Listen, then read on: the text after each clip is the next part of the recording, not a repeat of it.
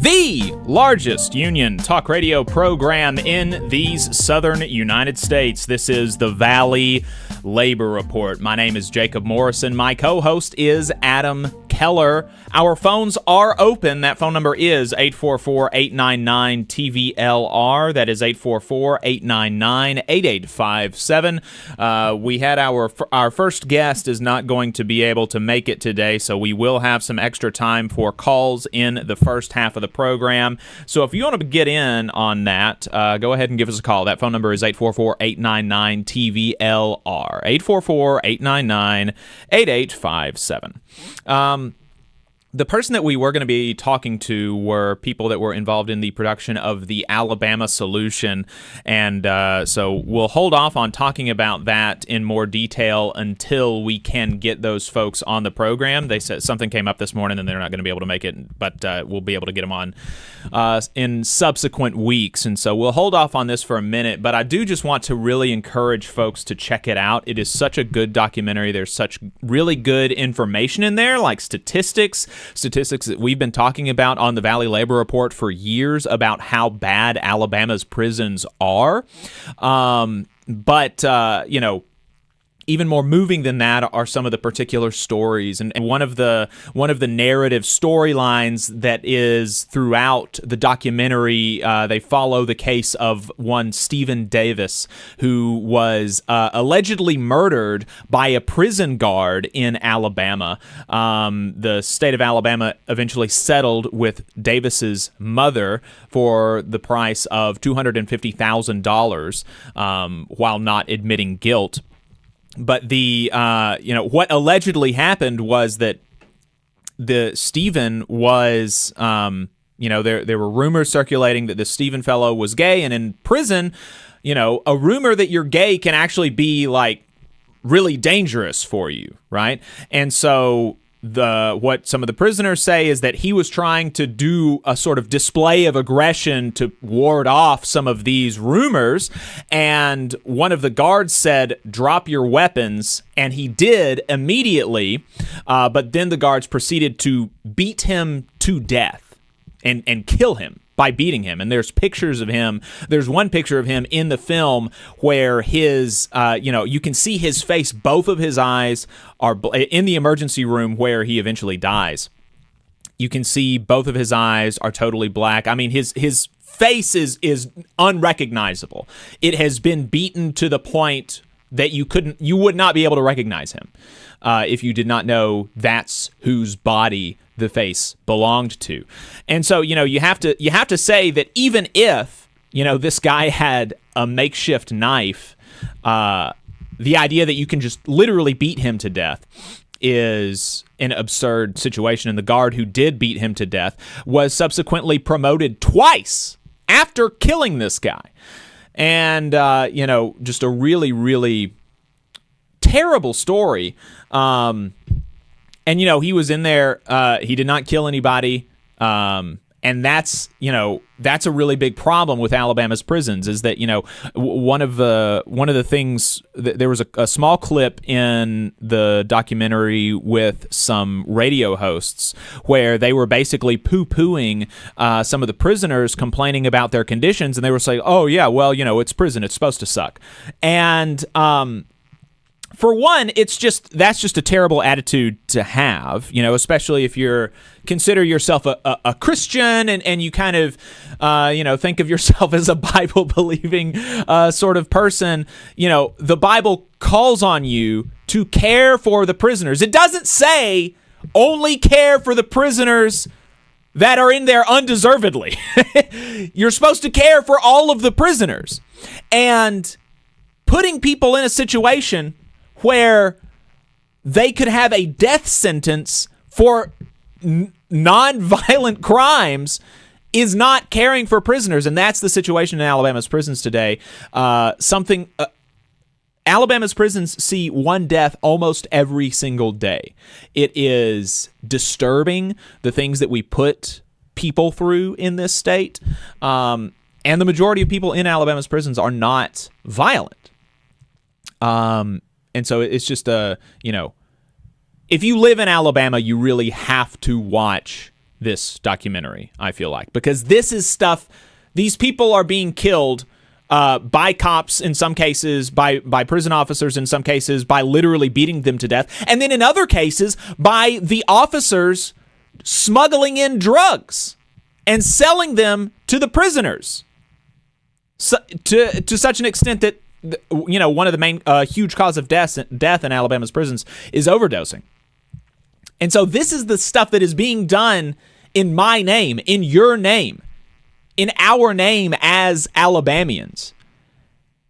And so even if you don't care about it, even if you don't ultimately, if you watch the documentary and you ultimately, it's not something that you want to spend time trying to reform or so, it's something that you should know. And you should know that this is being done in your name. And I would hope that, it's something that you would oppose. That would be my hope for you. Yeah, and I just want to say that, the Alabama legislature will be going into session in January. The entire Alabama state government virtually will be up for election, with primaries starting in May and with the general election next November. In 2026. And so I think it's really important that all of us have conversations with these lawmakers and ask what the hell they're doing about this, right? This is happening under their watch, under their supervision. Yep. And there are so many agencies involved that are broken, or at least broken when it comes to serving the needs of our people. Yep. We've got a caller on the line. Let's bring them on the air. 256 area code is the caller. 256 area code. What's your name? Where are you calling from? I believe I know who this is. This is Dwayne, and I'm glad you saw the movie. Now you see the extent of why I'm emotional, and I speak like I do about this, guys. Oh, yes, brother. Did you get to see it? Yes, I did get. I watched it last week, and it's something that really should make you emotional. I mean, this is we've been following some of this for a little while, and I read Matthew Vernon Whalen's book about Alabama's prisons, and there's a lot of similar dynamics and a lot of similar stuff discussed in that book as in the documentary. But obviously, when you see it in a documentary and you see the actual face of this guy who has been beaten to death by an Alabama prison officer, I mean, it does. There's just something about, I mean, a picture is worth 1,000 words, right? And so a video is worth like 1,000,000. And so there's something that hits you harder seeing it and hearing their voices rather than just reading it on a page, I think. And so I think that there's a lot of value with this documentary. Well, Stacey George, all along when I first ever called the show years ago, he is now running as an independent candidate. We need 43,000 signatures. And, he's more of a going toward pro-labor person than any other candidate, I believe, that's running. And I could have him on your show next week if you want me to set that up. And I've been going with him to churches. First they watch it, then we go talk about it. He's been to Arkansas, to the legislature there that wants to do things to improve their prisons. He watched it with the legislators and then gave them ideas of what to do and what was happening. So I'm really looking forward to helping him with all that. What office is he running for? Governor. Okay. Just like before, only this time, because of the movie, anytime he can be on anything when he shows them that what part of this movie he was in. Right. And anybody watching it can see, because remember, he was a prison guard for 13 years at Limestone Correctional Facility, where at one point there were only 5 guards for 2,300 people. Wow. That's so. Yeah, and guys, it was really bad because they would, someone would harm someone in there, and there's only one guard in that area, right. And you have to wait till some inmates can drag them to a gate to open up because the person that did it isn't wanting anything. You get what I'm saying, right? So it's really a terrible thing. But there's just so much other things that are corruption in our state. He wrote a book, Let Stacey Lee George Do It, where in Morgan County, remember we talked about this one time, I helped with those things. Over about 30 things that were wrong in Morgan County, he got corrected as county commissioner. Well, that's great. So, but everybody needs to watch the movie to see what we're dealing with, and also the fact that there are persons in charge that realize this and perpetuate what's a continuation of it.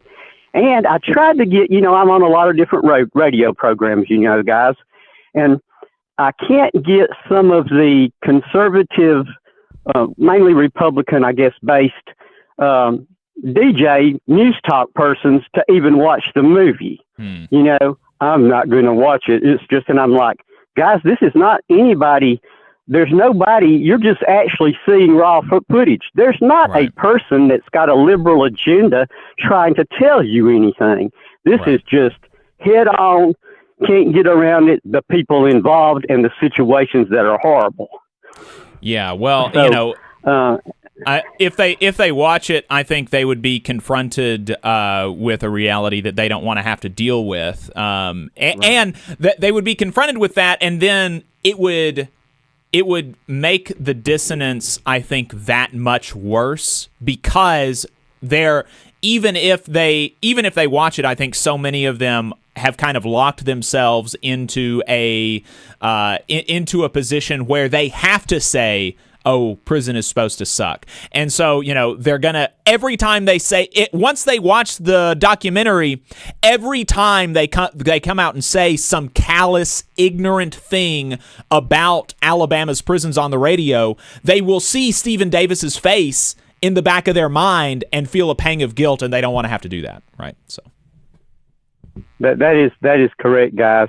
And anyway, I just suggest everyone see it, and also, and where we've been to the churches we've been, which we show it to a mature audience, They have all called their representatives. I can tell these persons have got on and called Senator Orr and called everybody that they can think of to say something has to stop this.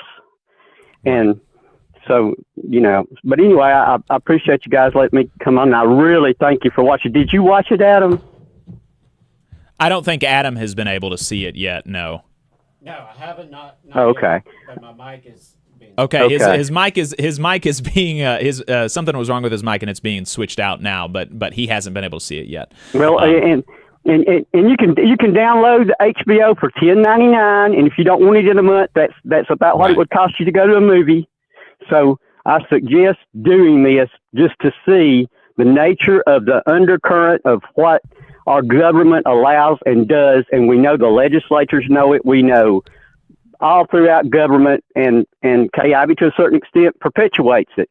So be aware that this is the government situation that we are living in. And look, if we don't have empathy at this absolute most critical, especially with the persons that were bedridden in hospitals that are now in our prisons because they closed, we can be in a position where someday that may be us.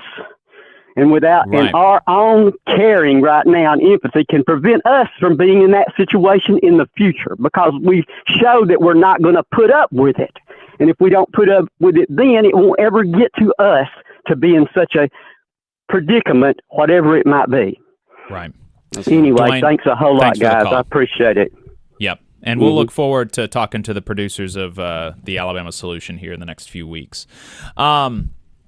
I see Quirky Geek Girl in the chat. She is our Canadian listener. She will be happy to know that I exchanged communications with the Alberta Labor Federation yesterday or the day before, and they will be coming on the program sometime in the next couple of weeks to talk about what's going on in Alberta. That'll be an exciting conversation, I think. Their Alberta Labor Federation is talking about doing a general strike there, and Alberta is like Alabama is to the United States as Alberta is to Canada.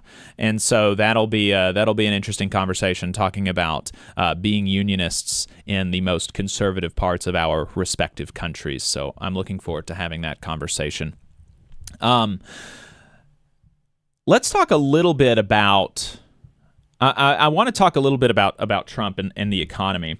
If anybody else wants to call in and get where Dwayne was, that phone number is 844-899-TVLR. That is 844-899-8857. I want to talk a little bit about Trump and the economy because there's been a lot of news come out about that recently. And he has, he is having to kind of switch between saying, oh, affordability is a real concern and I have to address it, to affordability is a con job. But just to set the stage, let's play this clip from Breaking Points, which is a really great YouTube channel, a news YouTube channel, and they do a little bit of talking about this clip from CNN. Let's play clip one. And it also shows how out of touch they are really with consumer sentiment, something that we've been flagging here. We used to flag it a lot under the Biden administration. You can do it now too. The University of Michigan survey, brutal for the way that people feel about the economy. B5, let's take a listen. This is consumer sentiment, the current conditions. Consumer sentiment can be the current conditions or it can be future expectations. We're looking at current conditions. And get this, according to the University of Michigan, we are dealing with the worst ever view of current conditions dating all the way back since 1951. This is record-breaking in the way you don't want to be breaking records. And get this, Kate, it is down 30%. Consumer sentiment of current conditions down 30% from January when Donald Trump took office. But take a look here. Trump's policies have worsened economic conditions in America. Look at this. We're dealing with a super majority here. We're talking about more than 3 in 5 Americans, 61%, who say that Trump's policies have worsened economic conditions in America. How about worsened your own finances? Again, we're dealing with a majority here. 51% of Americans say that Trump's policies have worsened your own finances. This is double trouble for the president of the United States. I decide to look at pure independents, those who don't lean towards either side. And look at this, disapprove of Trump on the economy among pure independents. We're talking about 4 in 5, 79%. I'm laughing because you rarely ever see a number this high. 79% of pure independents disapprove of Trump on the economy. How about this? This is no outlier, Kate. This is no outlier because look at Marquette University, their law school. 76% of pure independents disapprove of Trump on the economy. When you put it all together with the approval ratings, it averages out to a net approval rating on the economy among pure independents of, get this, minus 58 points. Whew, what a disaster. There's there's barely even words to bring all of that together. So good luck. You're Joe Biden now. That's basically the same numbers that we're racking up in 2021. We covered it here day in and day out. They lost their way. What happened after that? They became laser focused on they became laser focused on a foreign war. They were seen as doing not enough for people who were at home. They seemed like they were out of touch, old, and focusing on the wrong things, and then trying to dominate on some cultural issues. Shall we all remember how that all played? Yeah. For the election. Meanwhile, I mean, it's Trump's like napping in the Oval the script Office. is written.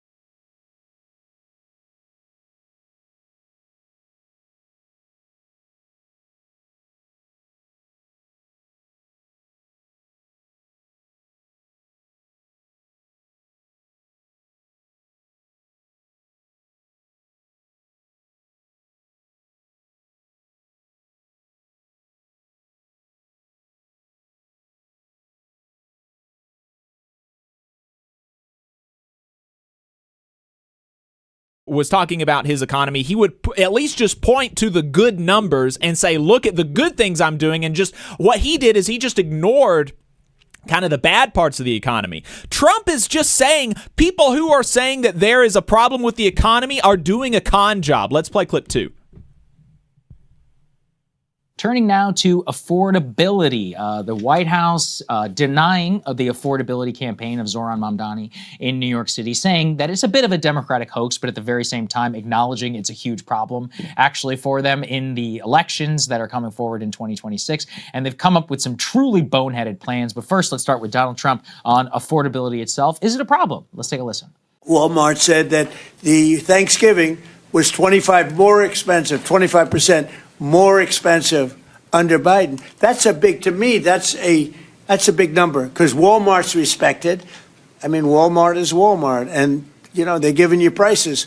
So that would mean that the whole series of pricing and costs, the groceries and everything else, it was a con job. It was a con job. Affordability, they call it, was a con job by the Democrats.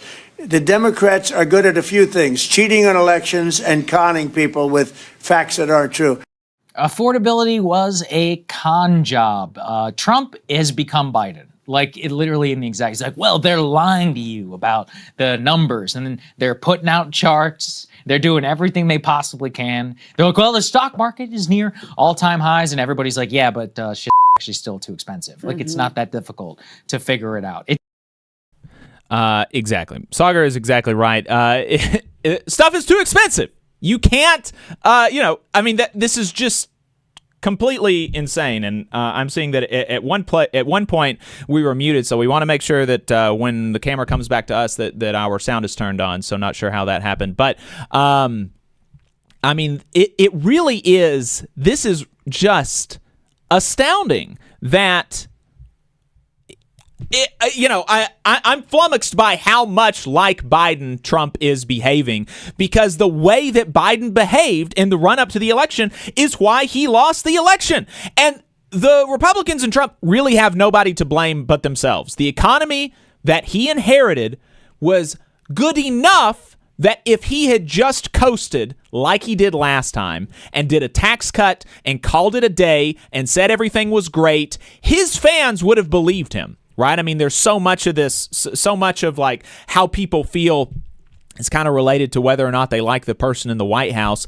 And so, I mean, Republicans would have just said, oh, the economy's great now, because there was enough kind of stability in Biden's economy that if Trump had just said, oh, this economy is great, then a lot of people would have believed him. And that's what happened last time. I mean, people don't like to admit it, but if you look at Trump's first economy from Obama, there is not a single trend line that Trump actually changed. I mean, you look at wage growth, you look at job growth, you look at unemployment, you look at the stock market, everything is just the same trend line as Obama.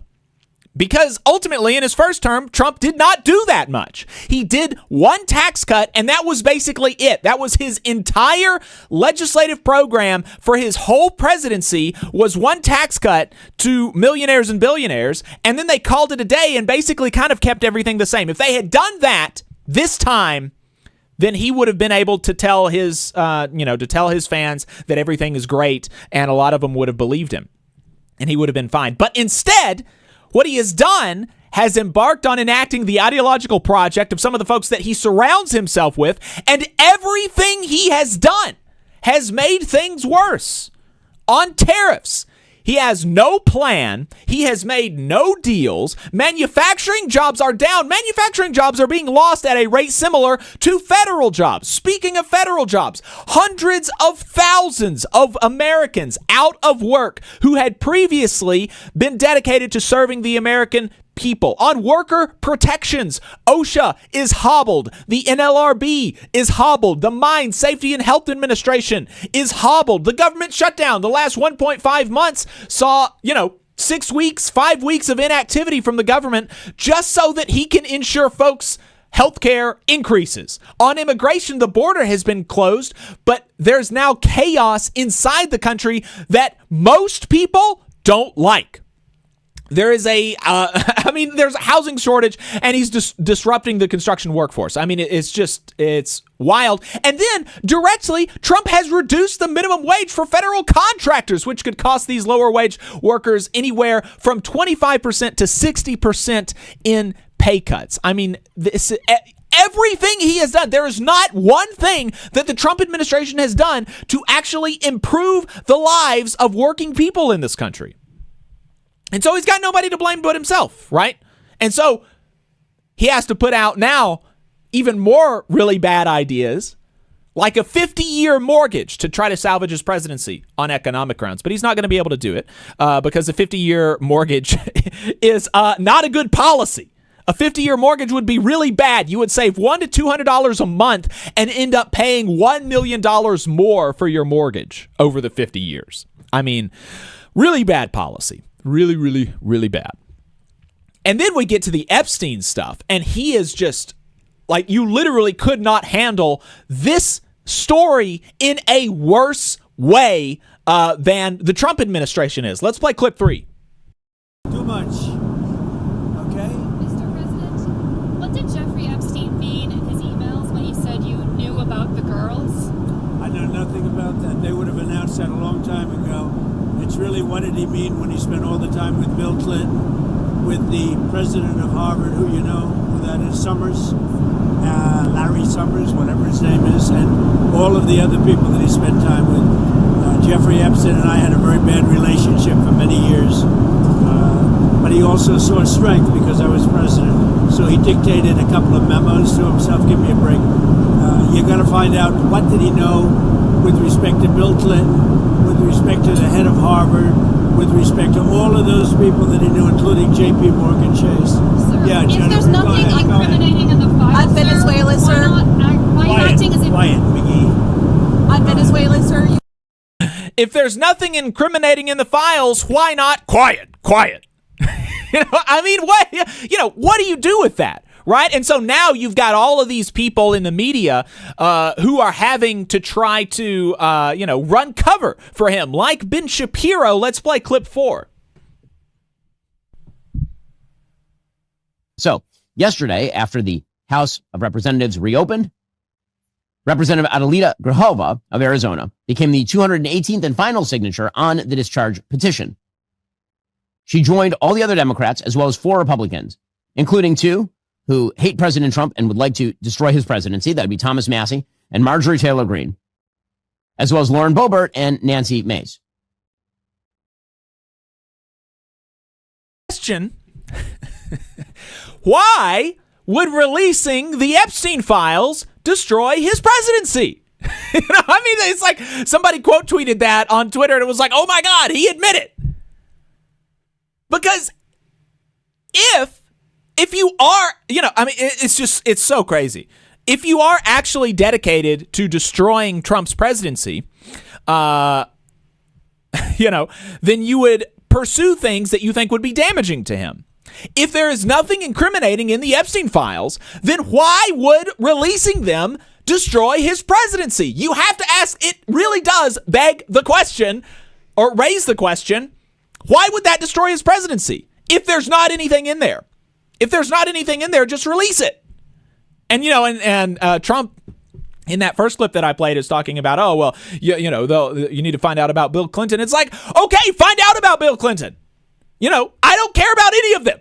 Throw them all, you know, send them all to The Hague for all I care, right? Release the files. 844-899-TVLR is the phone number. 844-899-8857 if you want to get in on this. Would be interested in your thoughts. We're going to take a break here momentarily. And when we come back, we're going to be talking to a nurse from New Orleans who just came off of a strike and whose union just released a really interesting report about the hospital that she works for, and how the hospital has been, you know, really doing bad things both by its workers and to the consumers in the New Orleans area. Really excited to have this conversation. 844-899-TVLR is the phone number if you want to get in. 844-899-8857. You're listening to the Valley Labor Report. We are going to take a break, and we will be right back. The attorneys at Maples, Tucker & Jacobs have stood with the working people of Alabama for over 40 years, providing skilled legal representation for your workplace injury claims. When you are injured on the job, it can be a scary time. The attorneys at Maples, Tucker & Jacobs have the experience to guide you through the process to make sure that you and your family are properly taken care of and your rights are protected. If you need help, call the attorneys at Maples, Tucker & Jacobs at 855-617-9333 or visit online at www.mtnj.com. No representation is made that the quality of legal services provided is greater than the quality of legal services provided by other law firms. Support for the Valley Labor Report comes from the International Federation of Professional and Technical Engineers Union. Learn more by visiting www.ifpte.org. Are you looking for a better future, a career that can have you set for life, and to be a part of something that's bigger than yourself? If you are, then consider a skilled trades apprenticeship with the International Union of Painters and Allied Trades. The work of IUPAT is all around us, from the industrial painters who work on the bridges to drywall finishers, floor coverers, the glazers who install the glass in our skylines, and so much more. With an IUPAT apprenticeship, you earn while you learn and receive benefits while learning the trade, including a pension. We provide world-class education free of charge. That's right, no student debt. Our starting salaries for apprentices that graduate is above the national median salary with benefits for entire families. And you have the flexibility to take your trade wherever you'd like in the country to work. IUPAT District Council 77 covers our entire region, so give Adam Booth a call at 205-603-3142 for more information. Again, that phone number is 205-603-3142. Come build a better future with us today and join IUPAT.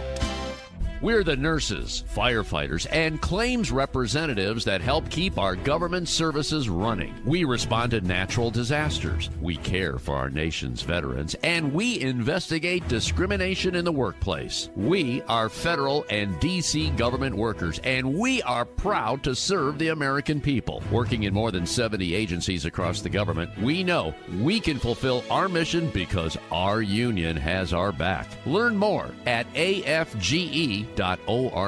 Paid for by the American Federation of Government Employees, AFL-CIO. Since 1889, the National Association of Letter Carriers has protected the rights of city carriers as they deliver the mail and offer support for their community. The Alabama State Association of Letter Carriers makes their legislative voices heard when it comes to issues involving the U.S. Postal Service and the working members of the union. The National Association of Letter Carriers has been longtime supporters of the Muscular Dystrophy Association and the Stamp Out Hunger Food Drive. This message is sponsored by the Alabama Association of Letter Carriers. To learn more, visit NALC.org.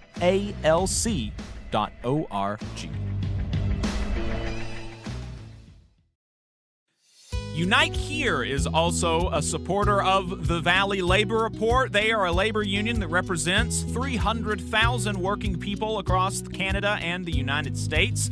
Their members work in the hotel, gaming, food service, manufacturing, textile, distribution, laundry, transportation, and airport industries. You can learn more about Unite Here at unitehere.org. Come on, you poor workers, good news to you I'll tell, how the good old union has come in here to dwell. A battle in the heart of Alabama caught our attention. Coal miners in one community, they've been on strike now for months. Working as long as 12 hours a day, 7 days a week, in some of the most dangerous conditions. I really think that the labor movement is the single greatest force for democracy in the history of the United States. The story of Alabama is a story of not just resilience, but of militancy. I say no contract, you say no code. No contract, no contract. If we ain't all free, ain't none of us free. You're listening to Alabama's only union talk radio show, The Valley Labor Report, with Adam Keller and Jacob Morrison. That's right, folks. This is the Valley Labor Report from the mountains of Tennessee to the bayous of Louisiana, broadcasting online and on the radio from the heart of the Tennessee Valley, the Spice Radio Studios in Huntsville, Alabama. My name is Jacob Morrison. My co-host is Adam Keller. We just finished talking a little bit about Alabama's prisons and the Trump economy. If you have any thoughts on that, feel free to give us a call. The phone number is 844-899-TVLR. That is 844-899-8857. We'll be talking about, later in the program, a nurses' strike in New Orleans and a new report from their union. We will also be talking about Alabama Power's utility prices and how that relates to residents of the Tennessee Valley, and more. Again, if you want to get in on any of those topics or anything else, you can give us a call. The phone number is 844-899-8857. You can also leave us a voicemail throughout the week, and we might respond to it on the next program. If you haven't gotten enough of us by the time that we wrap up here on the radio, or if you just want to see what we're up to throughout the week, you can find us anywhere you find anything online, in particular at our website, tvlr.fm, but we are also on YouTube, Facebook, and wherever you get your podcasts, all at the Valley Labor Report. Just a reminder, your support helps us stay on the air. Our largest single source of funding comes directly from our listeners, so if you want to become a sustaining donor to the program or just make a one-time donation, you can go to tvlr.fm/donate or patreon.com/The Valley Labor Report. We've also got a bunch of cool merch for sale at tvlr.fm/store. And if you're a member of a union, then think about getting your local to sponsor the show. You can reach out to us for more details on that at tvlr.fm/contact. Hey y'all, let me add a disclaimer that any viewpoints or opinions expressed in this program belong solely to their author and do not necessarily represent any organization or sponsor. We want to welcome all of our listeners, whether you're on YouTube, Facebook, WVNN, WZZA, WHIV, WGOW, Means TV, or through your favorite podcast app. We are proud to be part of the Labor Radio Podcast Network and encourage our listeners to check that out. And as most of you know, we are not media professionals, just a few diehard unionists who want to amplify the voices of the working class in the American South. We're hoping this project can make a difference on that front, and we can't do it without you. So we want to thank everyone for tuning in. Whether you're a loyal fan or first-time listener, we appreciate you spending some time with us. Adam, you've been working on maybe a regular policy brief segment. Would you be able to? Are you ready to do that? Sure. Yeah, I can talk a little bit about that. So Yeah, we've been talking recently, especially with the legislative session coming up in Alabama in early January, and just thought, why not take a few minutes every episode to just spotlight a policy? Just, share good ideas that are out there, because believe it or not, and I know it's kind of hard to believe sometimes down here in the South, there are some good policies that are being passed in states across the country to actually help working people. So thought that we would do a little bit of that, and I wanted to start today with a policy that is kind of new and not something that has really been tried much as far as I know. And where I learned about it was a new report from the Center for Working Class Politics. They had a report come out earlier this fall, and it was called Democrats' Rust Belt Struggles and the Promise of Independent Politics. And as the name implies, they did a lot of focus on the Rust Belt, and they looked at independent candidates versus Democratic candidates. They looked at, strong populism versus weak populism, talked to a lot of voters, particularly working class voters, got some input. It's a really, really interesting report. We're going to be talking to the authors of the report, I believe, next week on the show, which I'm really excited about. But one of the interesting things they tested out were different policies. In particular policies that could, theoretically help working people. And so one of the policies they tested out would be a policy that would stop mass layoffs from large companies that receive taxpayer dollars. All right, so you think about all the large companies that do receive taxpayer dollars in some form or fashion. Maybe it's through contracts, maybe it's through tax incentives and subsidies, right? But it's a pretty large number of companies that do receive some form of taxpayer support. And certainly that's true in Alabama, where our government has used a lot of subsidies and incentives for various corporations, from the auto industry and beyond. A lot of money has been flowing. And so what if we had a policy that says if you receive taxpayer dollars, you cannot do these mass layoffs?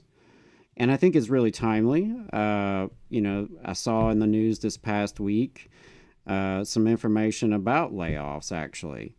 And, I believe it was Verizon, actually, that is going to be laying off 15,000 folks, or cutting 15,000 jobs.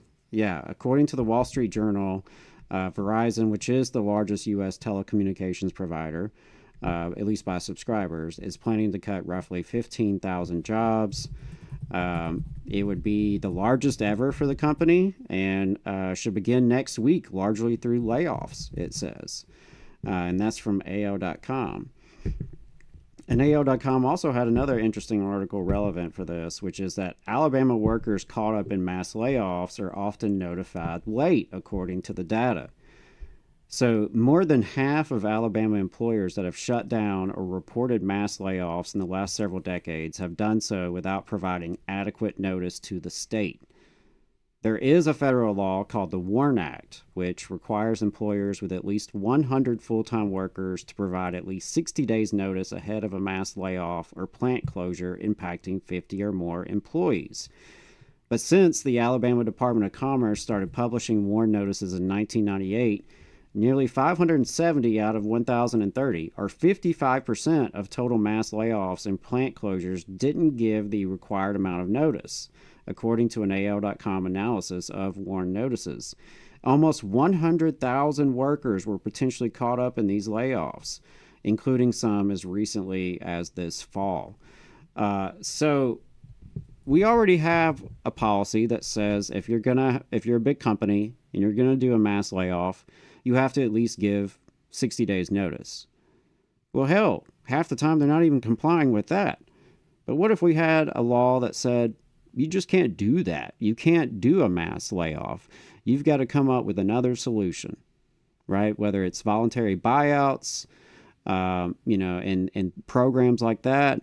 There was a company mentioned in this report I referred to, a German company that also had some American facilities. And they had a round of mass layoffs. But in Germany, where the union was stronger and had influence on the board of directors, they were able to accomplish the smaller workforce through voluntary buyouts and early retirements, as opposed to mass layoffs like they did in America. So that was the first policy I wanted to just kind of mention and throw out there for folks. I'm hoping that every week we can just, mention a different one. There's so many good policies out there, believe it or not, that have been, gaining traction in state after state. Everything from heat standards to expansions to the right to organize. One idea I heard just this week was about civil rights enforcement, right? Especially in this federal context right now, where we know that the federal agencies that are supposed to be upholding workers' rights, worker safety, our civil rights in the workplace, those are being sabotaged and gutted, right? There's no more enforcement of equal opportunity in federal contracting right now. No race and gender discriminations are being cases are being handled right now with federal contracting. The EEOC office has been gutted. NIOSH, which is responsible for, worker safety for folks like miners and, not just coal miners, but firefighters even. Most of the staff have been laid off, right? So we're in a situation where the federal rights and the federal agencies meant to uphold those rights are being demolished. And so it's even more important that state and local governments step up. And I know that seems like an uphill battle in Alabama, but I think it's really important that we start pushing proactively.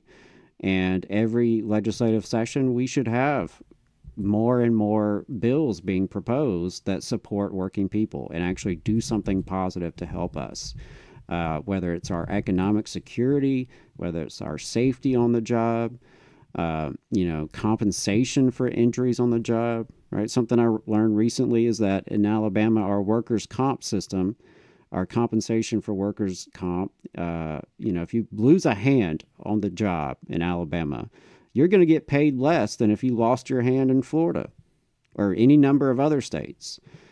That's not right. It's not right. So there's so much opportunity. Is one way to look at it, glass half full, right? I mean, it's pretty bad, but the flip side to it is we have a lot of opportunity to do things better. So I want to encourage folks, like we mentioned earlier in the show, the legislative session is starting in January. It's never too early to go ahead and be reaching out to your lawmakers and ask them, what are they going to do to help working people? Because they love to talk about business. They talk about how great we are for business, but we don't talk about enough about the workers. Right? The workers in Alabama face some of the worst conditions in the entire developed world. And there are policies we can pass to make that better. We should have our nurse in the Zoom now, do we? Fantastic. Really looking forward to this conversation. We have on the line Dorothy Stencil, registered nurse at University Medical Center in New Orleans and a member of National Nurses United on the line. Dorothy, welcome to the Valley Labor Report. Thank you, Joe. Thank you, Adam, for having me on your platform for me to be able to talk about what UMC nurses have accomplished since we unionized 2 years ago. Yes, it's we've been following this story very closely since New Orleans is one of the places that we are on the radio, and you, like you said, you unionized now about a year and a half ago. You just came off of a strike last week, like a day or two ago. Can you talk about why you struck last week, and how everybody's reacted, the nurses, the community, and management? Absolutely. So we went on strike 2 days. 2 days ago today. It was the focus of our strike was retention and recruitment of nurses at UMC. What that means is that we've seen a lot of nurses leave the bedside to go travel. We've seen nurses, even new grads, leave the bedside to seek better opportunities by going back to school. And the problem, what that causes, it causes a short staff at the bedside for the nurses who decide to remain. So our strike was really a call for us nurses, calling on leadership at University Medical Center to sit with us and really work on promoting recruitment and retention. And what that means for us is that being able to provide better benefits for these nurses, being able to provide better training for these nurses so they feel comfortable to perform the skills in order to take care of patients and provide exceptional patient care, being able to have the resources that nurses need to be able to succeed at the job, and then also having competitive salaries that reward that. First of all, look at the market value, and then also reward nurses for experience, and then also for the skills that they have. By doing that, it incentivizes nurses to stay at the bedside, to keep those skills at the bedside, to be able to transfer those skills to the new grads, for those new grads to continue on their legacy on providing exceptional patient care for our patients and community. For our strike, we were able to see a great turnout of nurses at the strike.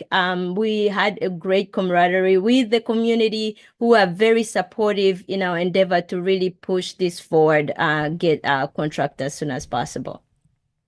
You mentioned that, the strike last week was primarily over problems with retention, and that's an astounding thing that this hospital has difficulty retaining nurses when they are making so much money. I mean, we're going to be talking about this a little bit, so I don't want to get too much ahead of you, but they have, your union released a report talking about how this hospital has been able to increase its market share in New Orleans and rake in an insane amount of money, having the highest average charge to cost ratio in the area, charging patients $576 for every $100 in costs for services provided.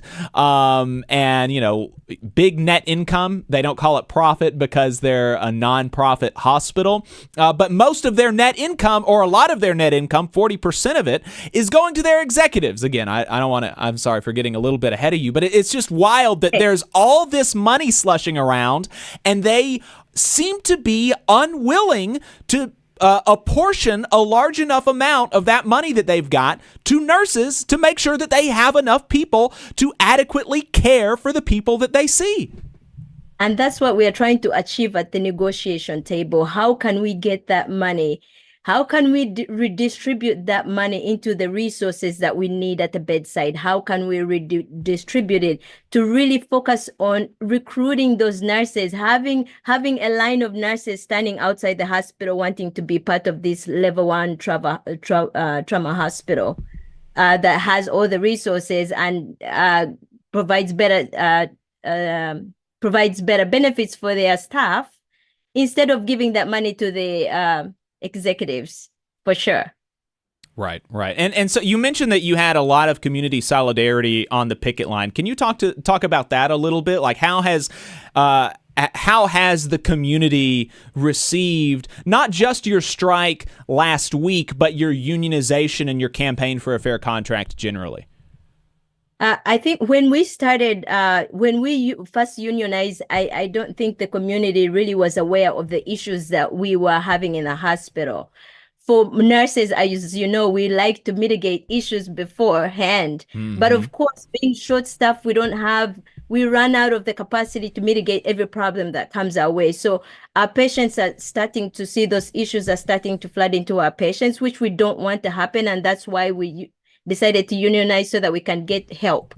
So our patients and community are now coming to see those issues that we are facing at the bedside, that are affecting them at the bedside, and they're like, enough is enough.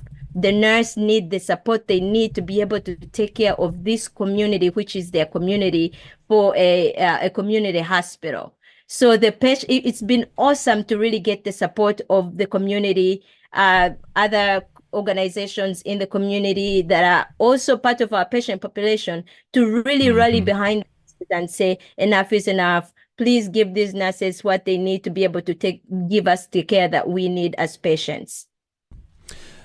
You mentioned that you unionized some time ago. I think it was in March of 2024. And as we've been talking about management, you don't have a contract yet. And so management is clearly kind of stonewalling at the bargaining table. We're going to talk about about how much money they have and how they have the money to meet your demands. But why do you think it is that they have so far refused to do that? Well, when we when we unionized, we submitted a lot of proposals, things that we would like to see UMC really focus on in order to elevate the hospital from what it is today. We've been able to negotiate over time, over several negotiations. We've got to that point where we've achieved some of those things, like workplace violence. We now have metal detectors, things like that we've been able to accomplish at the table. Right now, as we speak, what we are having issues with in moving our contract forward is pay.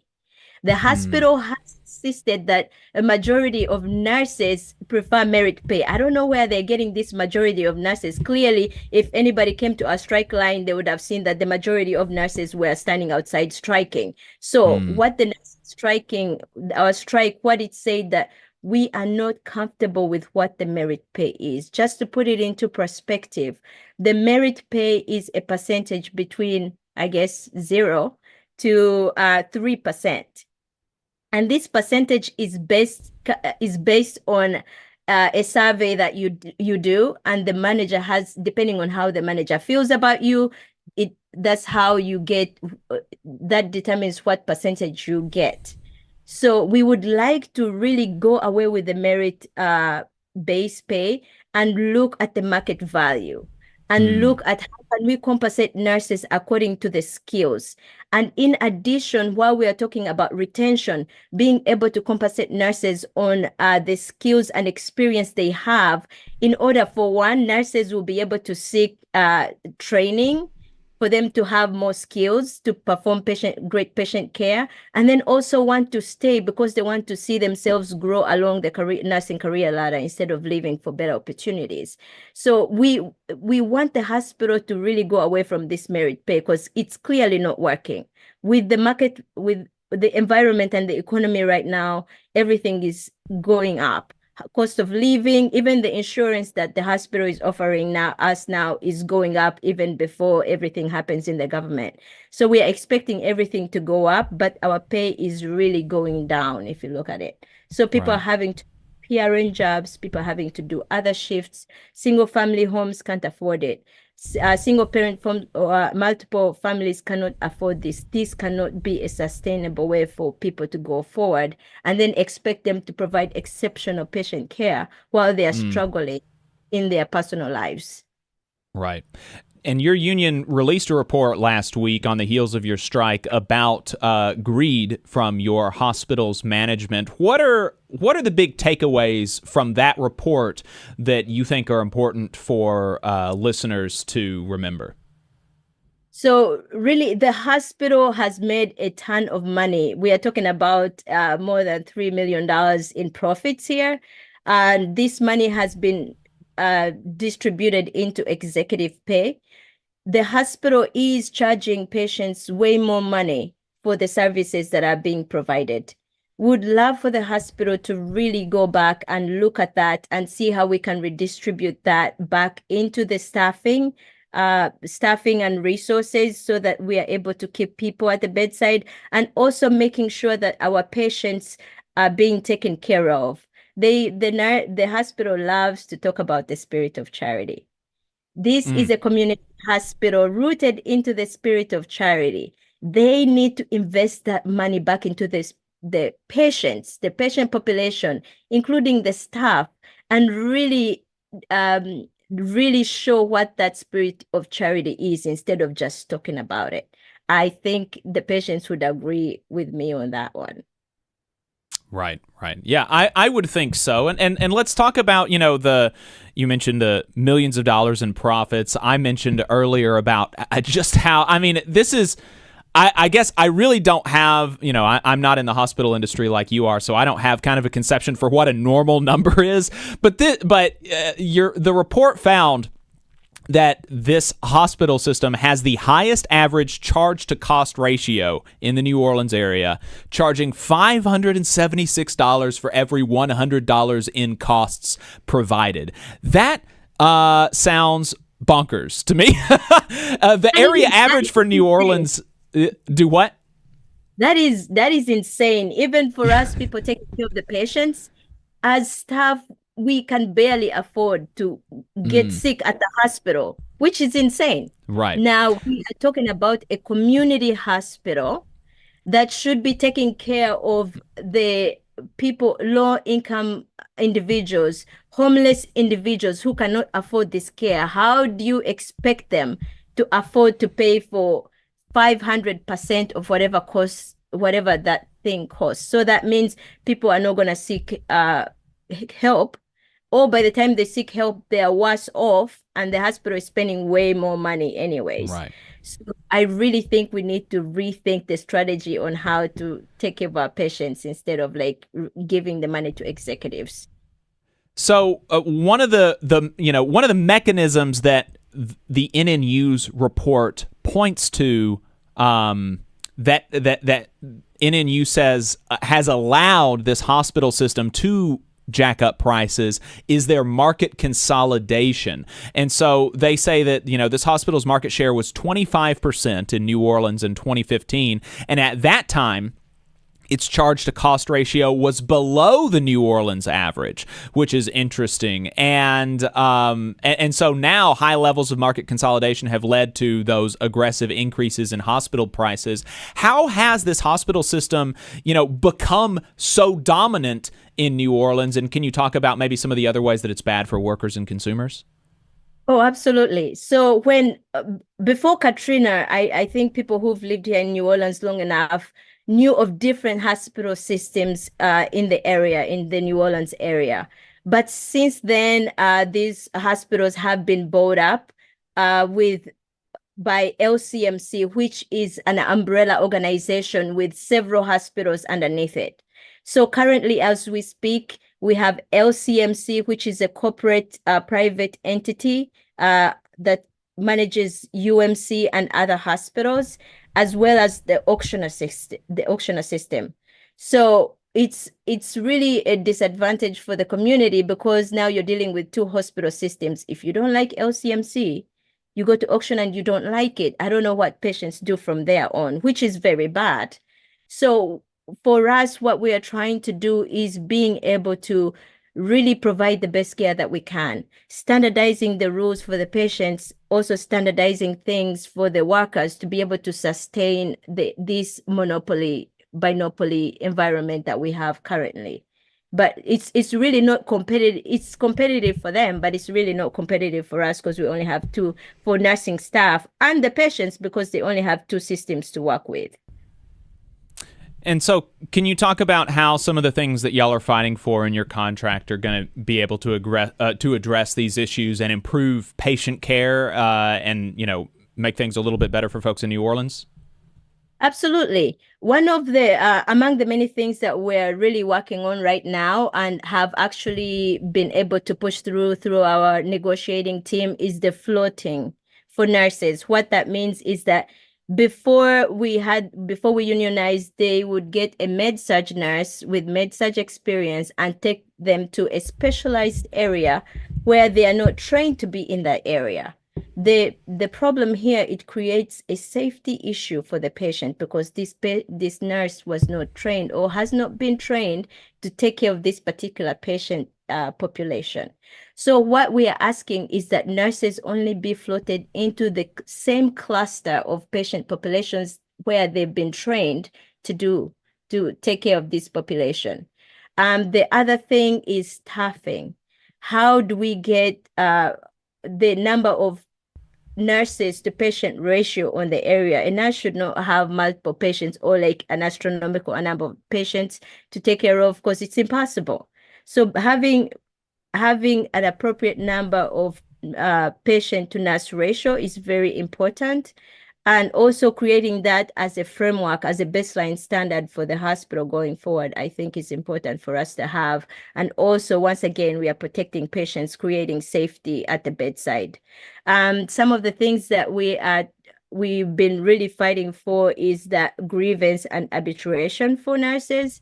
We would like for the hospital to really take into consideration every issue that's being presented to them, instead of seeing an issue and getting rid of the nurse, to be able to follow a disciplinary structure for this, to investigate and give everybody a fair process before they terminate the nurse, because that's one person that's leaving the bedside and they may not be replaced.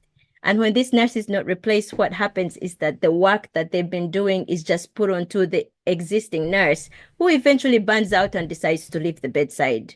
So it becomes it's a cycle that we would like to break, and be able to create standardized policies, to be able to create standardized rules to follow, for the hospital to follow through our contract, because we do want this in writing, for them for us to be able to hold them accountable to all these things that we're trying to do, in order to protect the patients, to improve patient care, to retain staff, and also create an environment where people want to actually come to UMC, for sure.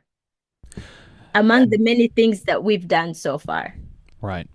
Dorothy Stencil is a registered nurse at University Medical Center in New Orleans, also a member of National Nurses United, the union that represents about 600 nurses there. Dorothy, thank you so much for your time. I really appreciate it. Thank you, Joe. Thank you, Adam, for having me on your platform. Yes. Is there anything else that you'd like to say before we let you go? I'm so glad to be part of this union.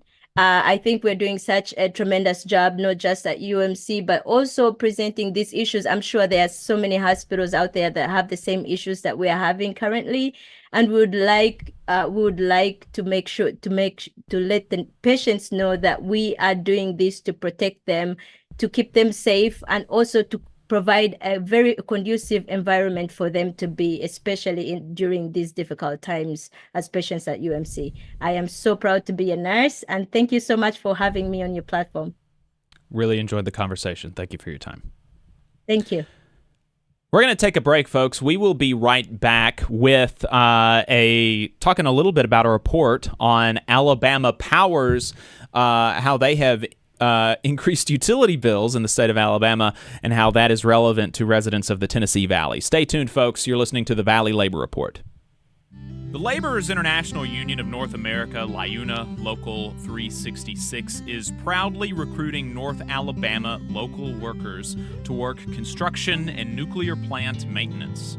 If you're interested, please contact April at our training center to start the process at 256-904-1753. No experience is needed. We offer free training, but you must be able to pass a background check and a drug test.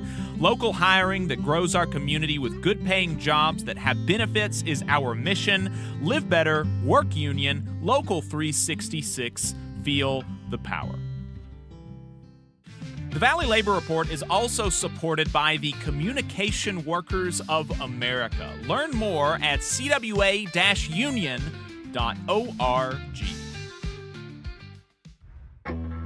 Support for this program is provided by the International Association for Machinists and Aerospace Workers, Local Lodge 44 in Decatur, Alabama.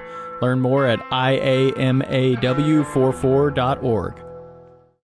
The Valley Labor Report is also sponsored by the United Automobile, Aerospace, and Agricultural Implement Workers of America, better known as the UAW. They are one of the largest and most diverse unions in North America, with members in virtually every sector of the economy. UAW-represented workplaces range from multinational corporations, small manufacturers, and state and local governments, to colleges and universities, hospitals, and private nonprofit organizations. The UAW has more than 400,000 active members and more than 580,000 retired members in the United States, Canada, and Puerto Rico. You can learn more about the UAW and join at uaw.org. The Valley Labor Report is also sponsored by Labor Notes. Labor Notes is a media and organizing project that has been the voice of union activists who want to put the movement back in the labor movement since 1979. You can learn more about Labor Notes at labornotes.org. The attorneys at Maples, Tucker, and Jacobs have stood with the working people of Alabama for over 40 years, providing skilled legal representation for your workplace injury claims. When you are injured on the job, it can be a scary time. The attorneys at Maples, Tucker, and Jacobs have the experience to guide you through the process to make sure that you and your family are properly taken care of and your rights are protected. If you need help, call the attorneys at Maples, Tucker, and Jacobs at 855-617-9333 or visit online at www.mtnj.com.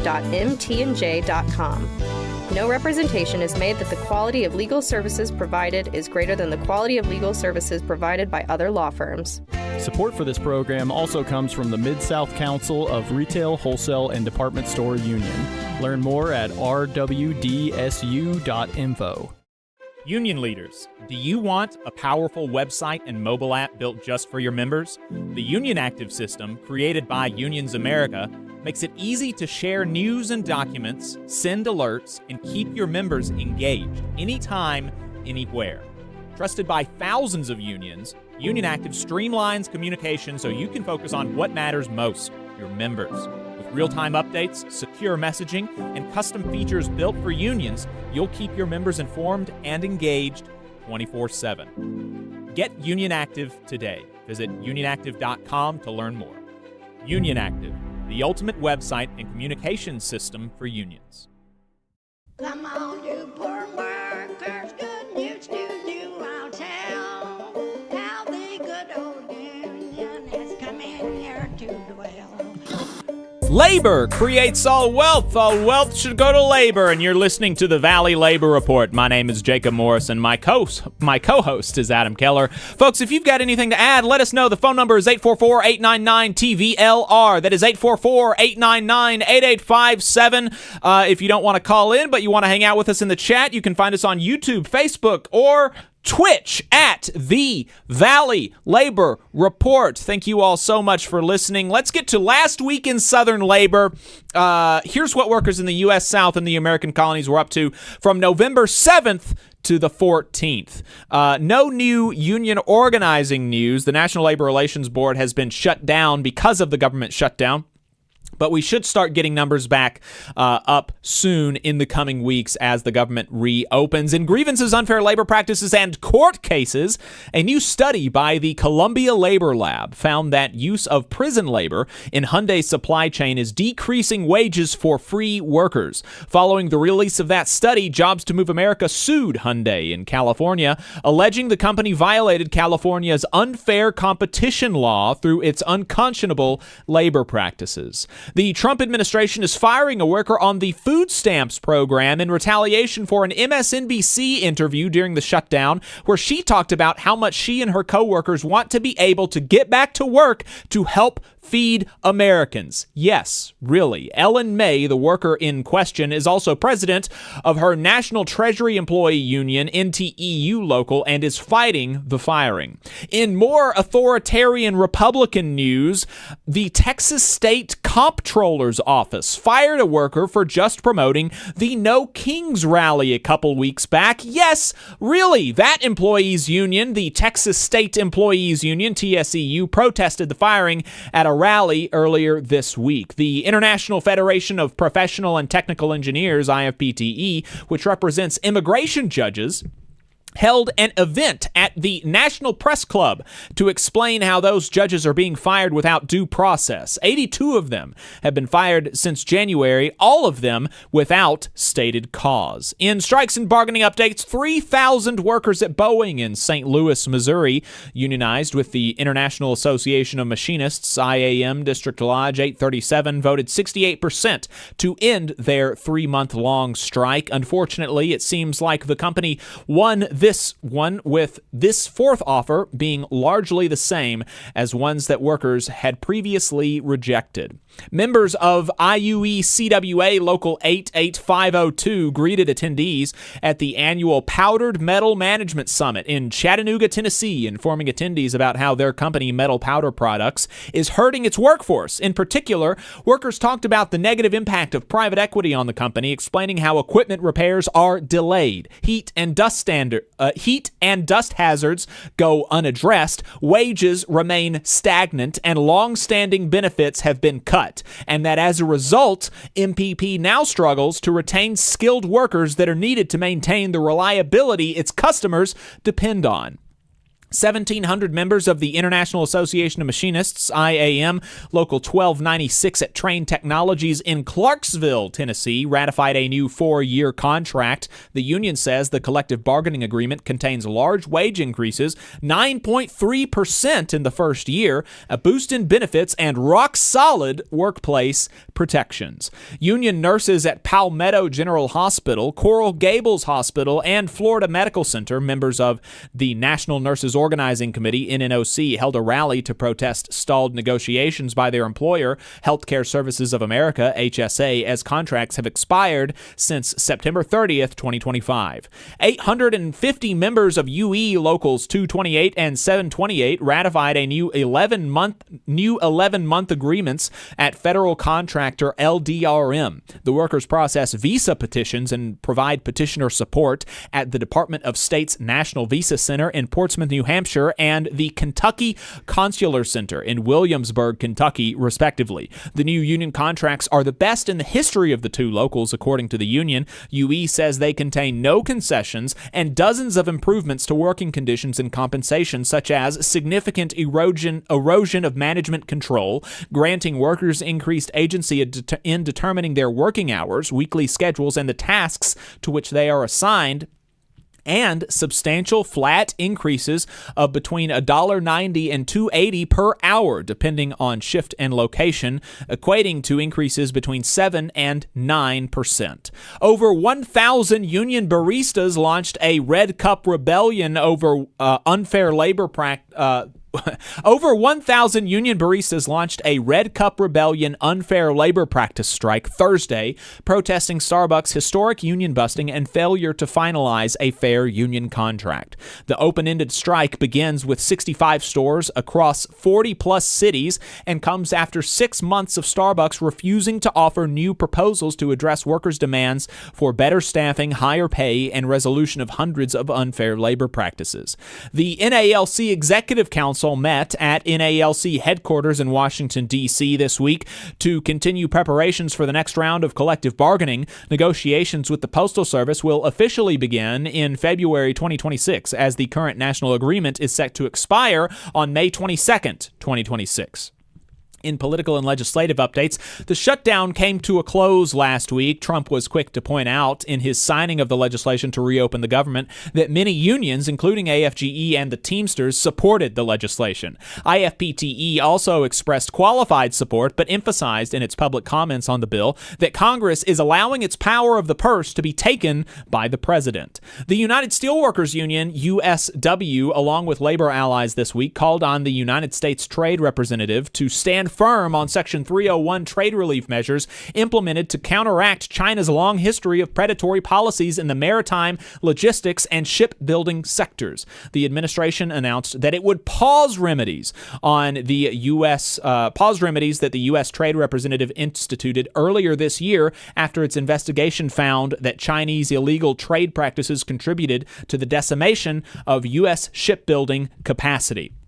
If we missed something, let us know at tvlr.fm/contact, and we'll try to include it in next week's roundup. Also, a reminder that there will be more in the newsletter version of Last Week in Southern Labor. If you would like to get the exhaustive version, subscribe to the newsletter at tvlr.fm. 844-899-TVLR is the phone number if y'all would like to call in. Appreciate everybody tuning in. And if you're watching us on YouTube or Twitch, like the stream, subscribe to the channel, etc., do all of those good things. Let's talk about this report on Alabama Power's utility bill. And now, we're on the radio in, actually, the majority of the stations that we are on are in the Tennessee Valley.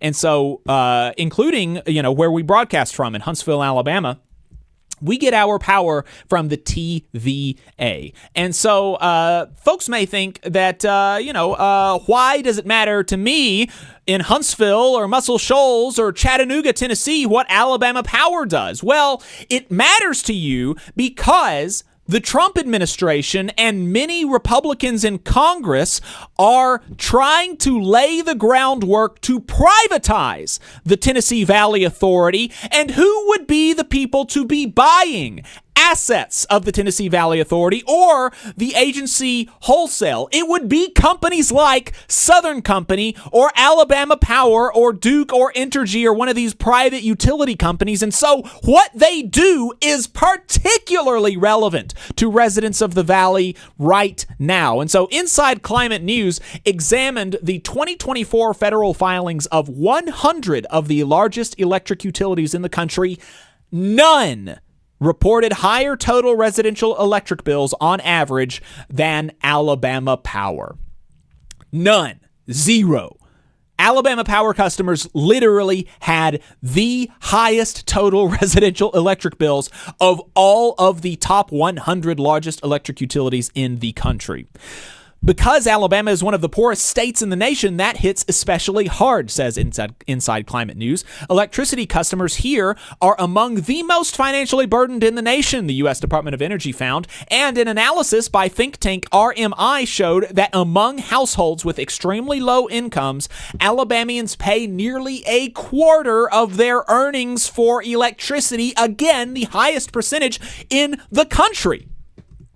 And that has happened because Alabama Power has been able to capture the Alabama Public Service Commission. Robert Blanton, chair of the Department of Political Science and Political Administration at the University of Alabama in Birmingham, has been digging into the mechanisms that allow Alabama Power to earn record profits in such an impoverished state. He points out that that Alabama Power in 2023 got a return on equity of 11%. That is down slightly from the company's historical average. The company's historical average of around 13%, but still among the highest of any utility in the country. Nationwide, the average rate of return approved for electric utilities in 2024 was 9.74%. 9.74%. So we've got, in Alabama, the return on equity, the profit basically, is something like 25% higher in Alabama than the national average. It is wild. And they've been able to do this because the Inside Climate News says the commission conducts much of its regulation of Alabama Power behind closed doors with little to no access for the public or outside interest groups. It has consistently granted Alabama Power unusually high profit margins. And the PSC, the Public Service Commission candidates, their campaigns are largely funded by Alabama Power, et cetera, et cetera. Check this out. Alabama Power and its parent company, Southern Company, have boasted about their record profits. This is quote from Alabama Power and its parent company. Okay, these are their words. Every quarter for 78 consecutive years, Southern Company has paid a dividend to its shareholders that is equal to or greater than the previous quarter. For 78 years. For 78 years, every quarter, the shareholders of this company, the people who own this company, are getting more money consistently for nearly a century.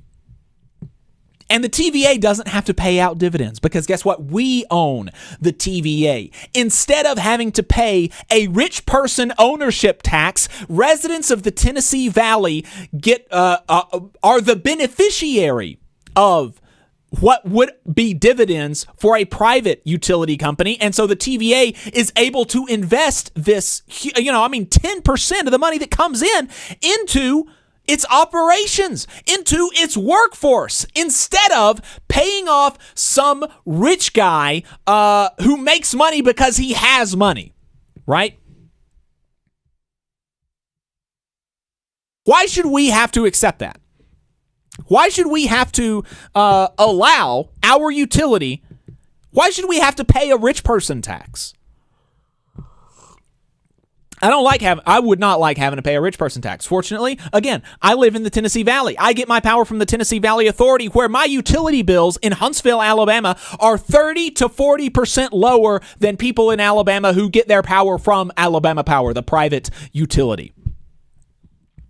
And that's why it's important for folks in the Tennessee Valley because, again, the Trump administration is putting people on the board who are open to selling off assets of the TVA. What does it mean to sell off assets of the TVA? That means privatize it. That means putting some of Alabama Power into private ownership. If people own parts of the TVA,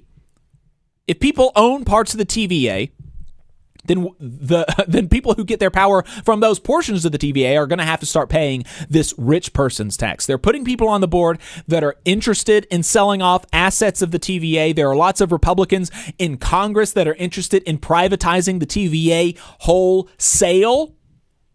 And so the only people who could potentially be interested in buying the TVA are going to be other private utilities in the South, like Southern Company. Right. And so folks in the Tennessee Valley need to know what these private utilities are doing to their customers, because one day, if the Trump administration and these Republican Congress people get their way, we could be their customers in the future. And that would be bad for us, just to make it explicit. So there you go. Yeah, seems bad. You can check out the rest of the report. It's a really long article. It was written by Dennis Pillion and Lee Hedgepeth in Inside Climate News. The title of the article is How Alabama Power Kept Bills Up and Opposition Out to Become One of the Most Powerful Utilities in the Country. So check it out. And then this guy in our YouTube chat, Candor Spot, what's the real cost of a public-run company? I can't think of a single thing the government does better. I just told you. I just spent 10 minutes telling you how the TVA does a better job than Alabama Power. TVA customers pay 30 to 40% less than people who get their power from Alabama Power.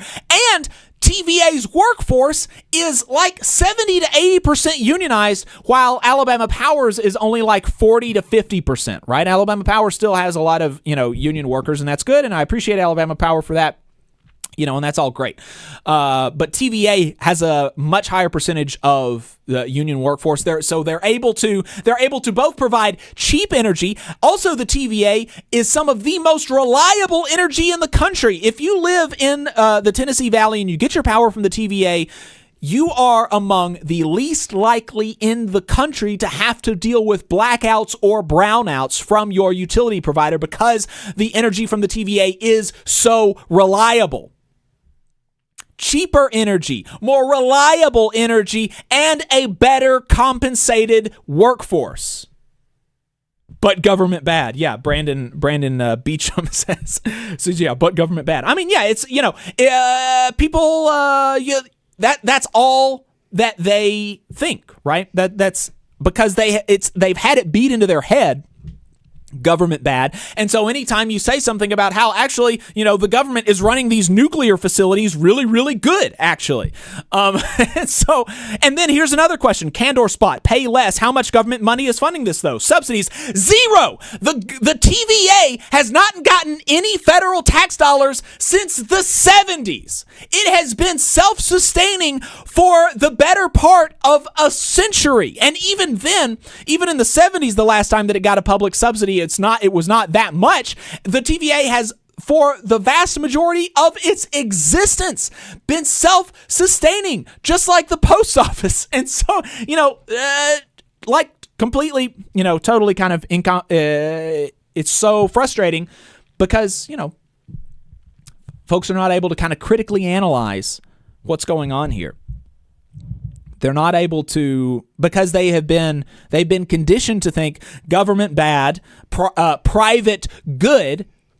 And who conditions them to think that? Well, the people who own the private companies, the capitalists, the bosses, the billionaires, so that you can pay that rich person tax and they can laugh all the way to the bank. But hey, they'll let you lick those boots on the way down to the bank if you want.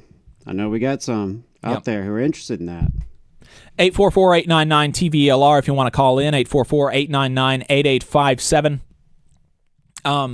We'll get to a little bit more of Boss Watch in the second half of the program, but in the first half, I want to make sure that I get to Union Busters, because this segment is sponsored by Labor Lab. Union Busters covers national updates. It is sponsored by Labor Lab. Labor Lab is an employer watchdog organization. They are committed to safeguarding the right to organize through unions, collective bargaining, and mutual aid. They do this by combing through reports that Union Busters are required to file with the Department of Labor. Here is the new filings from last week. We had the Owens Corning in Ohio hired LRI consulting services for $425 an hour. Cisco in Nebraska hired Government Resources Consultants of America. And the Center for the Performing Arts in Indiana hired LRI consulting services for $425 an hour. And just as a reminder, due to a lack of enforcement, a lot of these labor relations consultants, these union busters, are going to disregard the law and fail to report their activities to the U.S. Department of Labor. So it's really important for organizers and workers to report suspected persuader activity to the U.S. Department of Labor's Office of Labor Management Standards, OLMS. You can do that by email at olms-public@dol.gov or by calling 202-693-0123. And if you need help with that, you can reach out to Labor Lab at contact@laborlab.us. That's going to be it for the first half of the program, folks. We got a great second half of the program lined up for you. We're going to be digging into this food stamps worker who has been, who the Trump administration is trying to fire for, yes, I'm serious, saying that she wants to feed Americans. That is why she is being fired. It is astounding. And so we're going to be digging into that. We're going to be digging into a Texas employee who has been fired because he's not a Republican. I mean, that's really what it comes down to. So you're going to want to listen to that. Find us on YouTube and Facebook, The Valley Labor Report. Call in if you want to talk to us about any of this, 844-899-TVLR. That is 844-899-8857. Really looking forward to talking to you about the rest of those stories. Adam, 20 seconds. Anything else, anything that you wanted to plug? Go to labornotes.org/events. They've got some trainings and a New Orleans Troublemaker School coming up next month. Oh, yeah, that's right. In just like 2 weeks, I think it is. labornotes.org/events. Check that out. Yeah, so there you go. 844-899-TVLR is the phone number, 844-899-8857. Find us on YouTube and Facebook at The Valley Labor Report to continue listening to the program. If you don't do that, though, we will see you next week. All right, folks, we're off the radio now. Appreciate everybody staying tuned. Like I said, looking forward to the second half of the program. We have somebody on Twitch hanging out with us. K Martra Radio DJ says, so glad y'all are on Twitch. I can listen live like a podcast without paying for YouTube Premium. There you go. Appreciate you tuning in. Appreciate you tuning in. Yeah, we're trying to get better about being on more platforms and building up our audience there. So, wherever you want to listen to us, we're trying to be there. Yep. All right, we're going to take a break. We'll be right back with Overtime.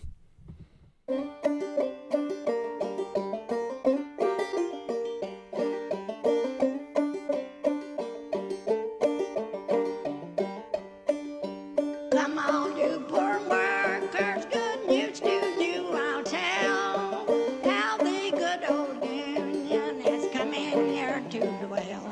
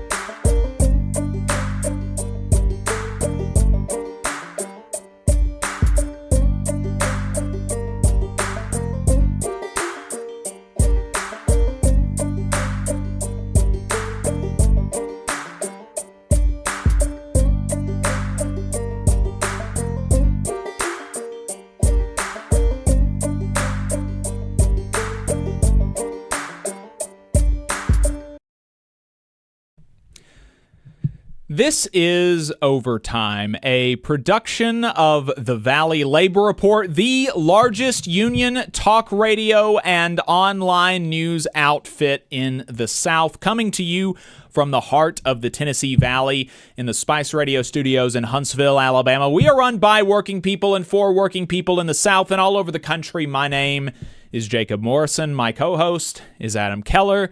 We appreciate you spending some time with us. If you'd like to call in, the phone number is 844-899-TVLR. That is 844-899-8857. If you're catching this when we're not live, you can leave a voicemail at the same number or shoot us an email at tvlr.fm/contact. We've got a few stories to get to. I guess, Adam, would you be good to start with a Starbucks story? Sure, I can give just a real quick update on Starbucks. We mentioned it in the first half of the show in last week in Southern Labor, but there have been some developments on the Starbucks front. So, as you are surely aware by now, there was a strike authorization vote, and over 90% of the membership voted yes to authorize a strike. And they have mobilized this past week on the so-called Red Cup Day. So as Jacob mentioned earlier, over 1,000 union baristas launched this Red Cup Rebellion. It's an unfair labor practice strike starting Thursday. 65 stores across 40-plus cities. And Starbucks has really been dragging their feet for over 6 months now, refusing to offer new proposals to address any of the workers' demands around better staffing, higher pay, and very importantly, resolution of hundreds of unfair labor practice charges. Right? Starbucks is, in by some measures, the worst union buster in the country. So that is a huge sticking point, right? Resolving these issues, getting people back to work, addressing this retaliation that's been happening across the country. In the press release from Starbucks Workers United, they quoted from a Pittsburgh barista who said, "We're turning the Red Cup season into the Red Cup Rebellion. Starbucks' refusal to settle a fair union contract and end union busting is forcing us to take drastic action. We're striking for a fair union contract, resolution of unfair labor practices, and a better future at Starbucks. For every one barista on strike, dozens more allies and customers have pledged to honor the picket line and not buy Starbucks while we're on strike." With no set end date to the strike, baristas across more than 550 current union stores are prepared to continue escalating to make this the largest, longest strike in company history if Starbucks fails to deliver a fair union contract and resolve these unfair labor practice charges. So, wanted to put that on people's radar. Coming right before the strike, actually, over 100 U.S. senators and representatives sent letters to the Starbucks CEO, Brian Niccol, urging the company to end its anti-union campaign and bargain a fair first contract with Starbucks Workers United. 26 U.S. senators, led by Senator Bernie Sanders, wrote, quote, "We are writing to express concern regarding Starbucks' failure to reach a fair first contract with its baristas. Additionally, we have heard of a troubling return to union busting, which has impeded the ability of Starbucks workers, many of whom are our constituents, to exercise their statutory and constitutional right to organize. Starbucks must reverse course from its current posture, resolve its existing labor disputes, and bargain a fair contract in good faith with these employees." Over 80 U.S. representatives, led by Representative Jayapal in the House Labor Caucus, wrote, quote, "Given that it is the policy of the United States to encourage collective bargaining under the National Labor Relations Act, we urge Starbucks to end its union busting and bargain in good faith to reach a fair contract with its employees. Despite that extravagant spending on executives and shareholders, Starbucks still has yet to reach an agreement with its own workers. To make matters worse, Starbucks recently began closing stores across the country and laying off hundreds of workers as part of its $1 billion restructuring plan. It is clear that Starbucks has the money to reach a fair agreement with its workers." And I think that is certainly not in dispute.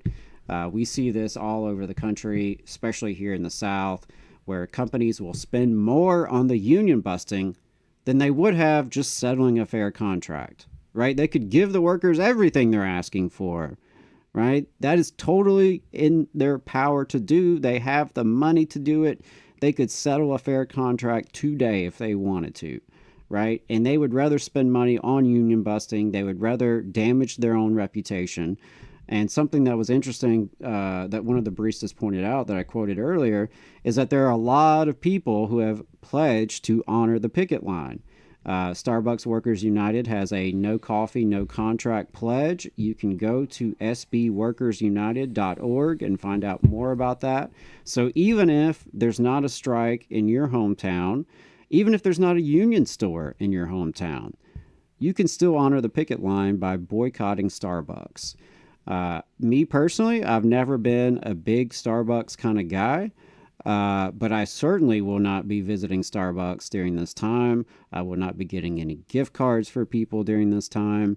I would ask that all of you who care about labor rights, who care about these workers organizing for better lives, that you honor this pledge, that you go online, go to sbworkersunited.org, sign the pledge, share it around your networks, let people know. There are quite a few Starbucks locations that have unionized in the South.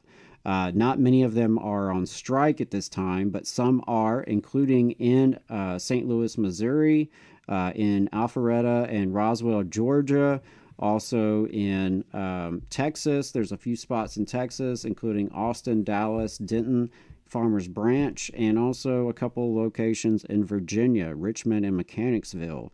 As a reminder, we do have 3 unionized Starbucks locations in Alabama. It started with Birmingham.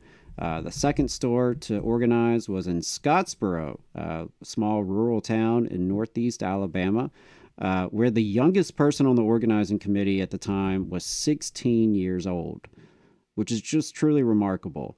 And a reminder that many of these workers at Starbucks are very young. Starbucks is one of the largest private employers of young people across the country. And we know that young people overwhelmingly support unions. By a huge margin. I mean, unions are incredibly popular with the American population, but in particular with young people, with people under 30. So there's a real opportunity here to change these jobs, these retail jobs, these fast food jobs. For too long, they have been non-union. For too long, workers have not had a voice in scheduling and pay and benefits and their working conditions and their safety. And it's really, really past time that workers have that voice. So I want to applaud Starbucks Workers United for their organizing. You know, it's been a really tough road having to go store by store by store, but they have been growing. You know, I think there's questions about, the future of this campaign and kind of some of the odds against them, right? We know that there are efforts underway to invalidate the National Labor Relations Board, and Starbucks has been kind of mixed up in that. And we know that, it's really tough when a majority of the stores are non-union, right? But I think there's a real opportunity for those of us in the labor movement and the allies out here in the community to show up and support these workers, to honor the pledge, to honor the boycott, and really put a dent in their business. And they've already had some issues. I mean, this is not, it's not like Starbucks is going great. They've had some issues throughout this time that the workers have been organizing, because their reputation has really taken a hit. And it has, resulted in some economic troubles, I believe, for the company. And, they've had a lot of controversy. And frankly, a lot of people are just sick of it. And they're wondering, why should I spend my money with this company that can't treat their workers fairly, when we know they absolutely could.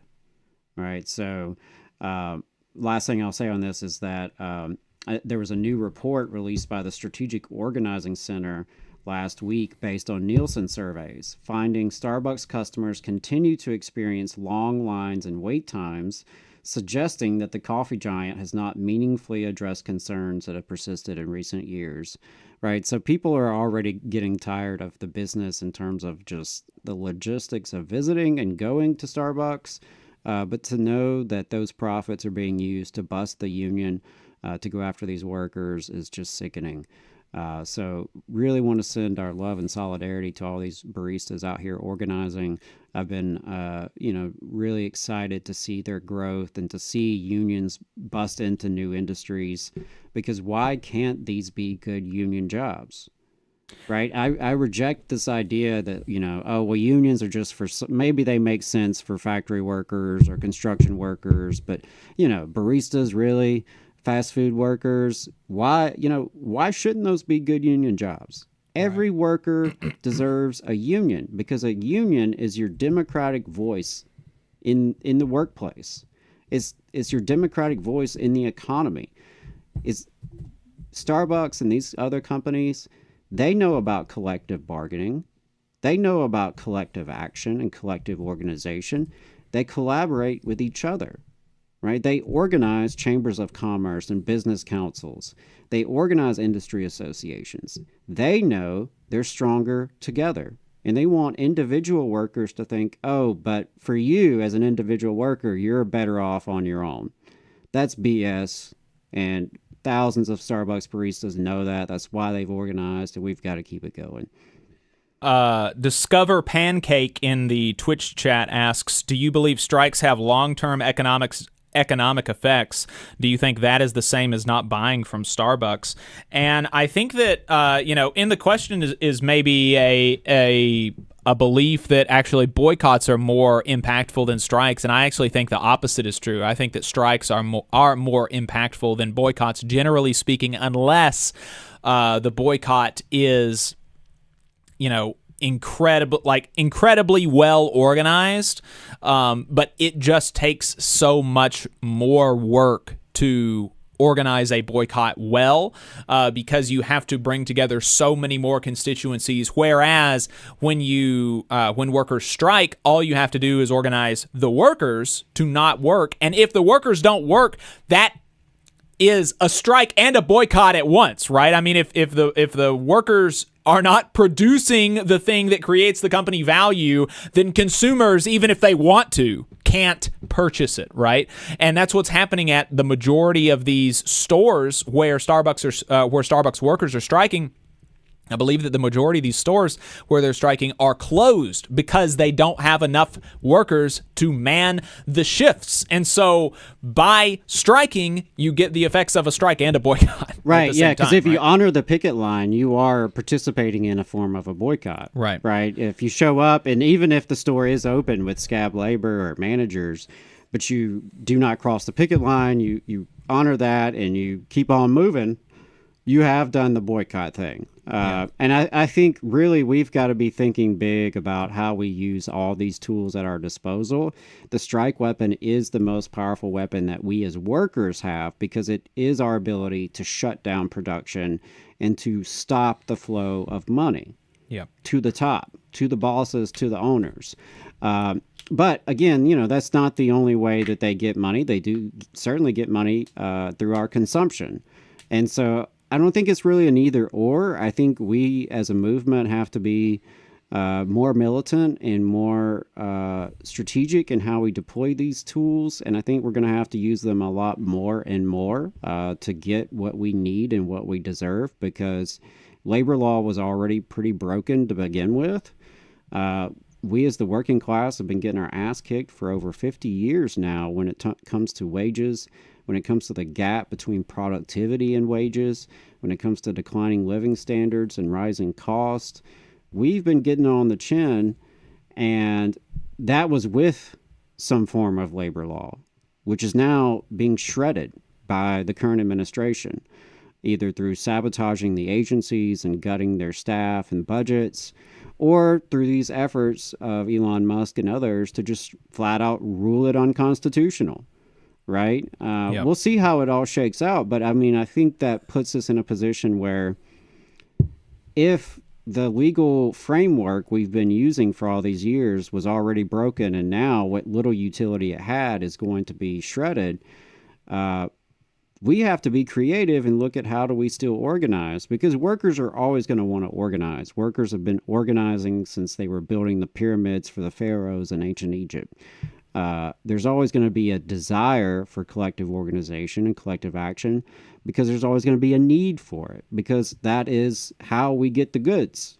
It's how we make our lives better, ultimately. Or we can just wait around and hope that, our superiors throw us some crumbs. And I know there's a lot of people who are content with that strategy, but, the reality is, even if our legal rights to unions are taken away, doesn't mean we don't need unions. We still need them, even more so, I would say, in that circumstance. And so, that forces us to think about, are we going to have to go back to the days of recognition strikes? Are we going to have to go back to the days of striking to get anything?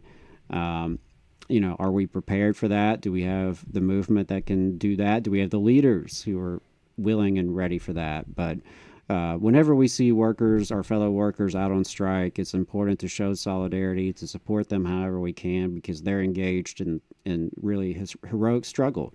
It's no easy task to go on strike. It takes a lot of work and preparation and a lot of sacrifice. So, wishing Starbucks Workers United all the success in the world. Really want to see this be successful.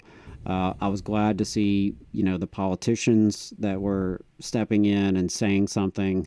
That's good. Whatever you think about some of those politicians, right? And that's not to say that because they signed that letter, we should forget about other things they've done that we don't like. But it's always better to have more people on our side and putting pressure on the company. So whatever you can do to support these Starbucks baristas, I hope you will do it, whether it's not shopping there, telling your friends and neighbors not to shop there, or helping the baristas to organize. If you have a local union anywhere close to you, reach out to them, see how you can be helpful. And I want to send that message out to all the Starbucks Workers United locals here in the South, here in Alabama, Tennessee Valley, anywhere. If you're in the South and you're a Starbucks worker who is organizing or already has organized, feel free to reach out to us, and we'll do whatever we can to amplify your message and be a resource of support. Yep. We talked last week about how Rockstar Games, the creator of GTA, Grand Theft Auto, is union busting. We have an update for you this week on that story, just as a reminder to get you up to speed on that story. A couple of weeks back, some 31 workers were fired by the studio that makes Grand Theft Auto.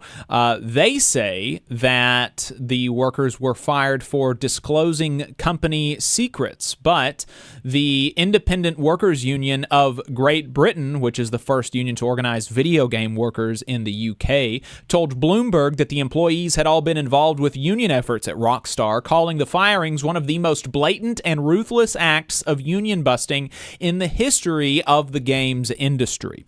And now, when I talked to y'all about this last week, I told you that, I'm predisposed. This is a union radio program, so obviously we're predisposed to believe the workers' side of the story. But, I did wonder, what was the information that was in the group chat? Maybe they accidentally slipped up and said something that was kind of important. And if that were the case, then I would imagine that a lot of their coworkers would also be upset at the workers that were fired, right? Because if you're a worker at Rockstar, if you're a worker who creates Grand Theft Auto and is working on Grand Theft Auto 6, you don't want any leaks either, right? You don't want people learning about your work product before it comes out because you're proud of what you're doing. To be able to work on a title like Grand Theft Auto 6 would be a really exciting opportunity for a video games worker. And so I would imagine that, if these workers who were accused by the company of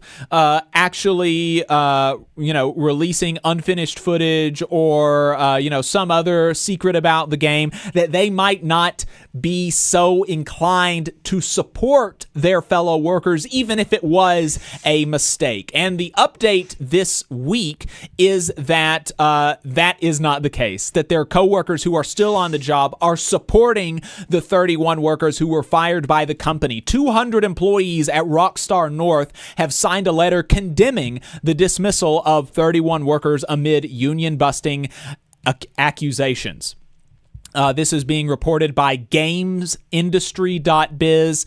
The letter, which was handed to senior management, saw staff demand the immediate reinstatement of their colleagues after they were fired on October 30th. At the time, the Independent Workers Union of Great Britain accused Rockstar of union busting, as all workers affected were members, but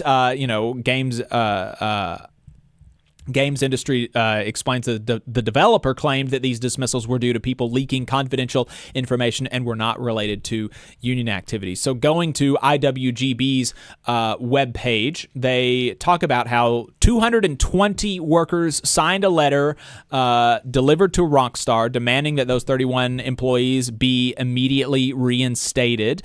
Fired Rockstar employees, supporters, and current staff gathered outside the company's offices every day last week, culminating in protests there and outside Take-Two Interactive's London offices on Thursday.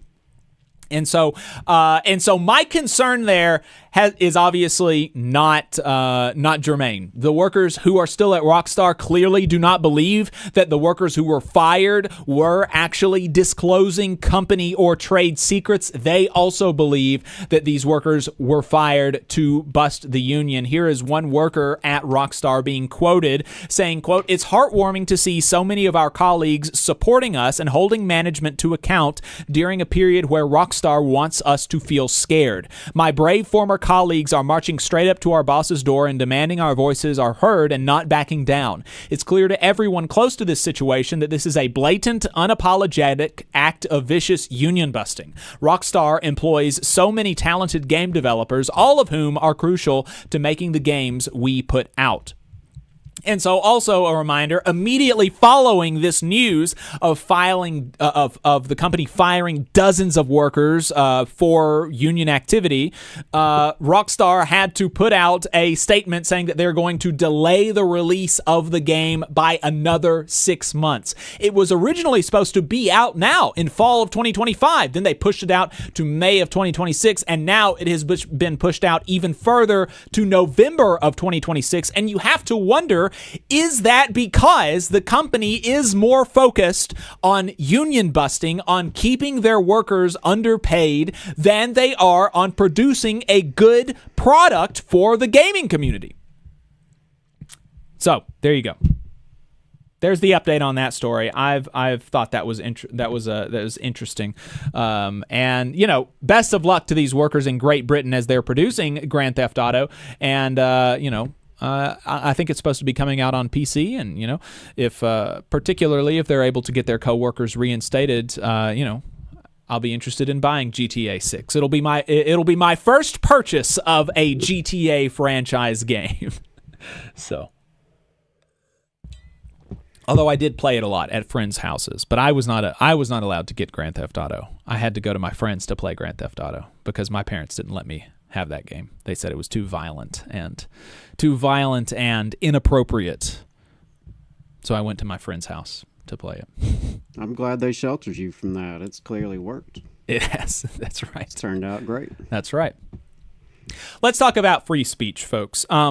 Free speech is an issue that we have been, as unionists. I mean, unionists were really kind of the original free speech warriors. The IWW 100 years ago was being arrested defending free speech. Helen Keller and the ACLU fought side by side with the IWW to enshrine our conception of the First Amendment into law. And so, the ability to speak freely, the ability to criticize the government is, frankly, the ability to criticize your boss, even if your boss is not the government, is a very important bedrock union principle. We should be able to speak out against our employers if we feel like our employers are doing something wrong, particularly as it relates to our working conditions.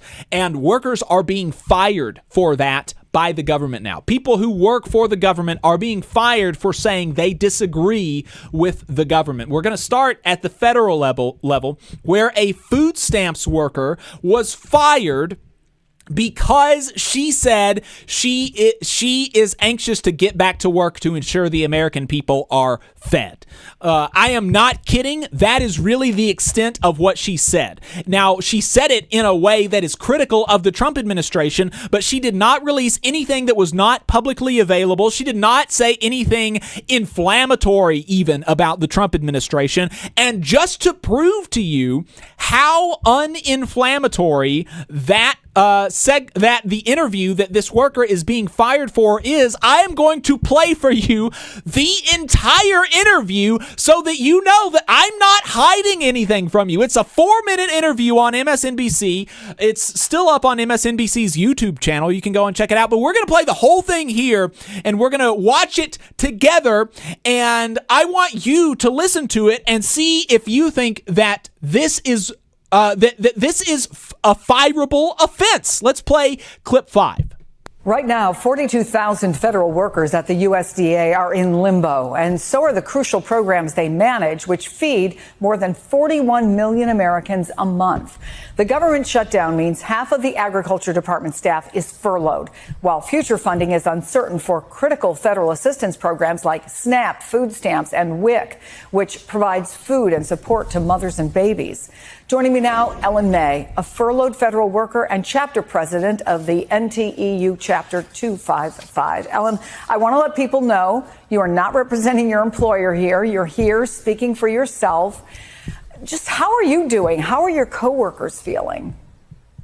Hi, I just want to pause right there for a second and underline the fact that the host said she is not speaking on behalf of the government or as a representative of the government. She is speaking in her individual personal capacity and as a union leader on behalf of her coworkers, as is her right under the U.S. Constitution, the First Amendment, and under the Federal Labor Management Statute, which states that workers in the federal government have the right to talk about to talk about their working conditions. Let's continue. Here. Yeah. My coworkers and I are feeling really conflicted in this moment. So many of us have been overworked and exhausted since April, when we lost half of the staff in our office. And so we feel even guilty for seeing this as a reprieve, because what we really want to do is to be at work, helping the people who rely on SNAP and WIC to feed their families and to put food on their tables. We're feeling angry at being treated as political pawns again, so that billionaires can have more money, while the people that we serve are being, strained even further and having to worry again about their benefits being at play. And let's pause it there for a second. I want to, I just want to recap and underline kind of what she's talking about here. She has so far said, my coworkers and I are anxious to get back to work to serve the American people. We are upset at being used as political pawns. Those things there, they could apply to either party. There was one line in there where she said that this is being done so that billionaires can have more money in their pocket, but she didn't even explicitly say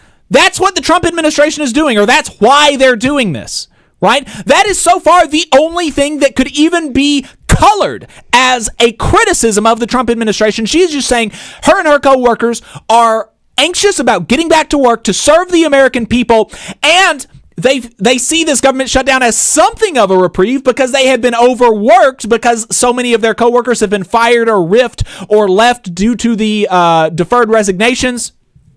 And so they see it as a little bit of a reprieve, but they feel guilty about that because ultimately they want to serve the American people.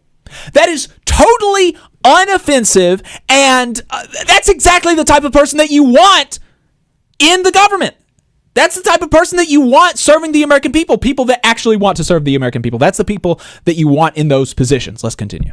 We're just anxious because we're hearing about the RIF potentials and office closures that are looming over USDA as this shutdown kind of drags on. So have you gotten any clarity, any reassurance about the security of your job?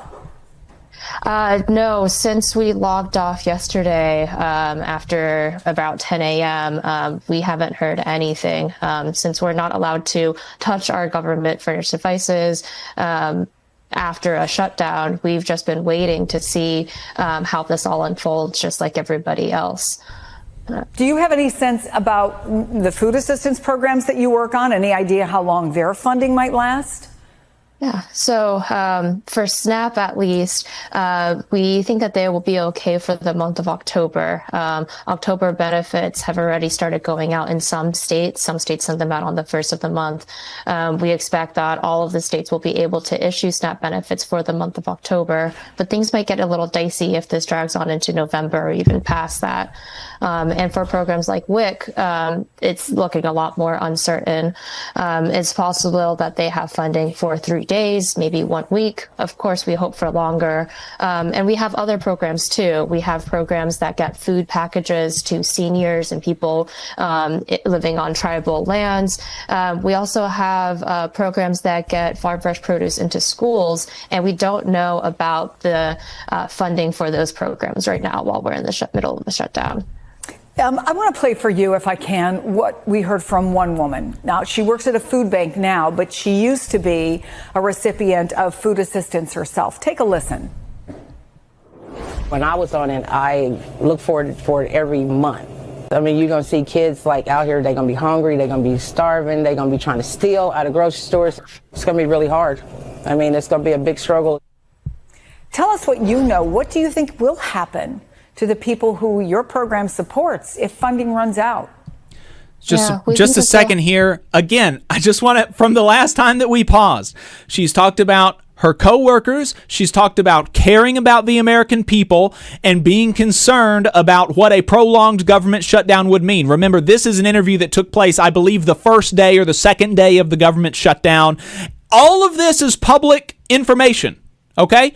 None of this is stuff that she is revealing because she's got inside knowledge. This is just her commenting on public information as a worker in the food stamps program.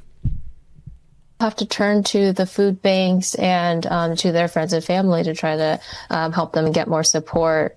Food banks are already really strained right now, and we support them too in the course of our job. So we are concerned that the food banks will have enough food to feed all the people that might be turning to them for assistance. We have concerns that sometimes if the food banks are getting food trucks with food that's been transported in unsafe conditions, that they won't know what to do with all of that food. They won't know whether to accept it to feed the hungry people, or we don't know if they'll have to reject it and people will have to go hungry because the government is unable to care for all Americans right now, not just the richest ones. Ellen May, I can't imagine being in your shoes or your colleagues, and the work you do is something that we should be proud of, and I'm sorry you're going through this. Keep in touch. Will you let us know how it's going? Yes, of course. Thank you so much, Chris, for having us on here, and I'll definitely keep in touch. Thank you so much. Ellen, thank you. There you go. That was the whole thing. The next day, the Washington Post is reporting that the USDA informed May that the process to remove her from her position had begun. The very next day after that interview aired, the Post reviewed the correspondence, and an official in the USDA Human Resources Department told May that she will be let go 30 days after the end of the shutdown. The agency accused May of discussing USDA programs and funding, quote, without prior approval. In a statement to the Post, USDA said employees are not supposed to speak on behalf of the department or perform official duties while furloughed. May, however, was speaking in a personal capacity and not as a federal worker. The threat of May's dismissal has sparked concerns and outrage among other USDA workers and members of the Federal Unionists Network, who argue that the move is part of a concerted effort by the Trump administration to chill speech among federal employees. At the time May spoke to MSNBC, the information she shared was publicly available through a variety of news articles and guidance from anti-hunger advocates, think tanks, and organizations. USDA itself, in a memo dated September 30th, explained that SNAP funding would lapse because of the shutdown and that the Office of Management and Budget would use contingency reserves to pay for benefits past October. And so this is, May said she believes she's being retaliated against because the MSNBC appearance was her first appearance on national television. In the USDA letter reviewed by the Post, the human resources official told May that although you were not on duty at that time, the actions you took directly relate to your position because they involved programs under your official responsibilities. But May told the Post, as I was and have been speaking in my personal capacity and in my capacity as a union representative, I am not required to ask for permission to speak on behalf of me or my fellow workers. Especially speaking on behalf of my coworkers as the union president, that is a right that I am granted by the Federal Labor Management Statute, so I do not need to ask for permission. She plans to appear alongside other federal workers at a news conference in Boston where she works to protest the agency's decision. And they're going to be the Federal Unionists Network and her union NTEU is going to be fighting this firing. She did a follow-up interview on MSNBC a couple of days ago. You should check that out on MSNBC's YouTube channel. I'm not going to play that because we played so much of the inciting event. We played so much of that. I want to direct y'all there so that you can see it. But I mean, just a stunning act of authoritarianism. You know, I mean, this is authoritarian. And it is scary to see stuff like this. And I do not want to live in a world where federal workers cannot criticize government policies. The Washington Post talks about how really this has been basically up until this year settled law. At least 2 Supreme Court cases in which the justices decided in favor of staffers accused by their employers of speaking out of turn. In Pickering versus the Board of Education in 1968, the court ruled that a teacher who had written to a newspaper criticizing the superintendent, saying that the educator had a right to speak on matters of public concern so long as she was not knowingly lying. And so that is that's relevant to local government workers. And in the second Supreme Court case, Department of Homeland Security versus McLean in 2015, just 10 years ago, the court ruled for a Transportation Security Administration staffer whom the government accused of revealing, quote, sensitive security information to a reporter. In that case, the court decided that the staffer's activity was covered by the Whistleblower Protection Act, which says federal workers can report lawbreaking or anything that poses a substantial and specific danger to public health and safety. So, this free speech lawyer thinks that she's got a really good case. I do too. I don't imagine how you can think that she doesn't have a good case. But there have been lots of other instances like this of the Trump administration cracking down on the speech of federal workers. The Washington Post includes a few of those. They talk about how over the summer, dozens of EPA employees signed a letter protesting the agency's direction and policies, and that the Trump administration placed 140 of them on leave in retaliation and fired at least 7 of them. They also dismissed 2 civil rights attorneys at the Department of Housing and Urban Development after they spoke out about the Trump administration's efforts to limit enforcement of the Fair Housing Act. One of those lawyers, Paul Osadebe, told the Post that the type of speech May made in her MSNBC interview has always been protected. You'll remember Paul Osadebe was on our program only a couple of days before he was fired talking about this. I mean, I don't know how Trump supporters can defend this and still, say that they support free speech, because this is very, very obviously, not, this is not supportive of free speech. This is anti-free speech. This is authoritarian. And this is also, kind of beta. This is really kind of beta of the Trump administration. Really, talk like this nice, sweet lady going on national television saying, I want to make sure that hungry Americans can get food and that I can do my job. And they fire her for that. That's really kind of beta stuff, if you ask me. But that's not the only one just from this last week, right? That is not the only free speech story just from this last week. Let's go to Texas, where a employee in the Texas Comptroller's office was fired for promoting a No Kings rally. And now, look, just like with this story, when I read it in the Washington Post, I was wondering, now did this food stamps worker did she say something out of turn on MSNBC? Maybe she said something kind of spicy about the administration. We played the entire interview for you, so the answer is very obviously no. And so I thought the same thing about this Texas comptroller's employee. Maybe he said something really spicy. Before we play again the inciting incident for this Texas employee, let's play the employee at a rally protesting his firing. Clip 6. I'm Caleb Newton, and around 2 weeks ago, I was fired for making a TikTok about the No Kings rally. Who exactly is so scared of a minute-long video about nothing, basically, just free speech in a political rally? Well, apparently, Acting Comptroller Kelly Hancock is so scared of free speech. State Republican strategy is quite clear, that they are going to target state employees and fire anybody who doesn't agree with them. They are holding paychecks hostage, and the ransom is state employees' silence. We need to be fighting back, because when we begin to organize, it makes everyone else safer to speak out and exercise their right to free speech as well. It's not about me, and it's not about Dr. Alter. It is about all of us. It's about all the people standing behind me, and it's about all state employees, that we are trying to organize together to show that you cannot violate our rights to free speech, that we have rights under the Constitution, and that we will not roll over. If there's one thing that I can leave you with, is that you need to join your union, because it's through collective action that we can actually begin to protect each other.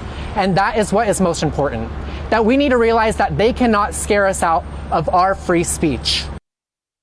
Really appreciate that. Excellent. I mean, that's exactly the right thing to emphasize. And so, maybe you've got the same thoughts that I did, because I came across this before I saw the inciting post, right? And so I was like, I really wonder what, because, some people can get really kind of out of hand on social media. And so, I wonder what, maybe this guy said something that was really kind of repulsive and is going to be kind of difficult to defend, right? And, it would be difficult for an employee to say something politically that I would say they should be able to be fired for. I have a pretty expansive view of freedom of speech and what sort of rights should obtain to folks, what sort of rights folks should have to speak out, particularly against the government, but really against any employer. But I know that not everybody has as expansive a view of free speech as I do. And so, I wanted to be fair, and I wanted to make sure that just like with the food stamps worker, I want to play the entire video for you so that I'm not hiding anything crazy, because it's just insane that this video is what got this guy fired from his job at the Texas Comptroller's office. Let's play clip 7. Austin, if you hate what that orange skeleton in the White House is doing to our country, No Kings is hosting another protest here this Saturday. It starts at 2 p.m. At 2:30, a march to Auditorium Shores begins. Now, what I think is cool is after the march, there's community organizations tabling at Auditorium Shores. Now, I've been critical of No Kings in the past because I think it's organized dissent. After the last one happened, nothing actually changed. The elites are like, sure, let them protest for a couple of hours. They're going to show up to work the next day anyways. But I think that these community organizations are really where the tea is at. If we start community organizing, engaging in mutual aid, that is exactly how we actually begin to change things. What I really think is tea is we all need to be unionizing our workplaces. In fact, my personal union, TSEU, is going to be tabling at Auditorium Shores as well. The No Kings protest isn't perfect, but it is one tool that we should be using before it's too late. If all of a sudden we can't march anymore, then we would be like, damn, I really wish we could do that. Well, your chance to do that is now. So I better see y'all this Saturday, 2 p.m. at the Capitol, so that we can begin to march. No excuses, y'all.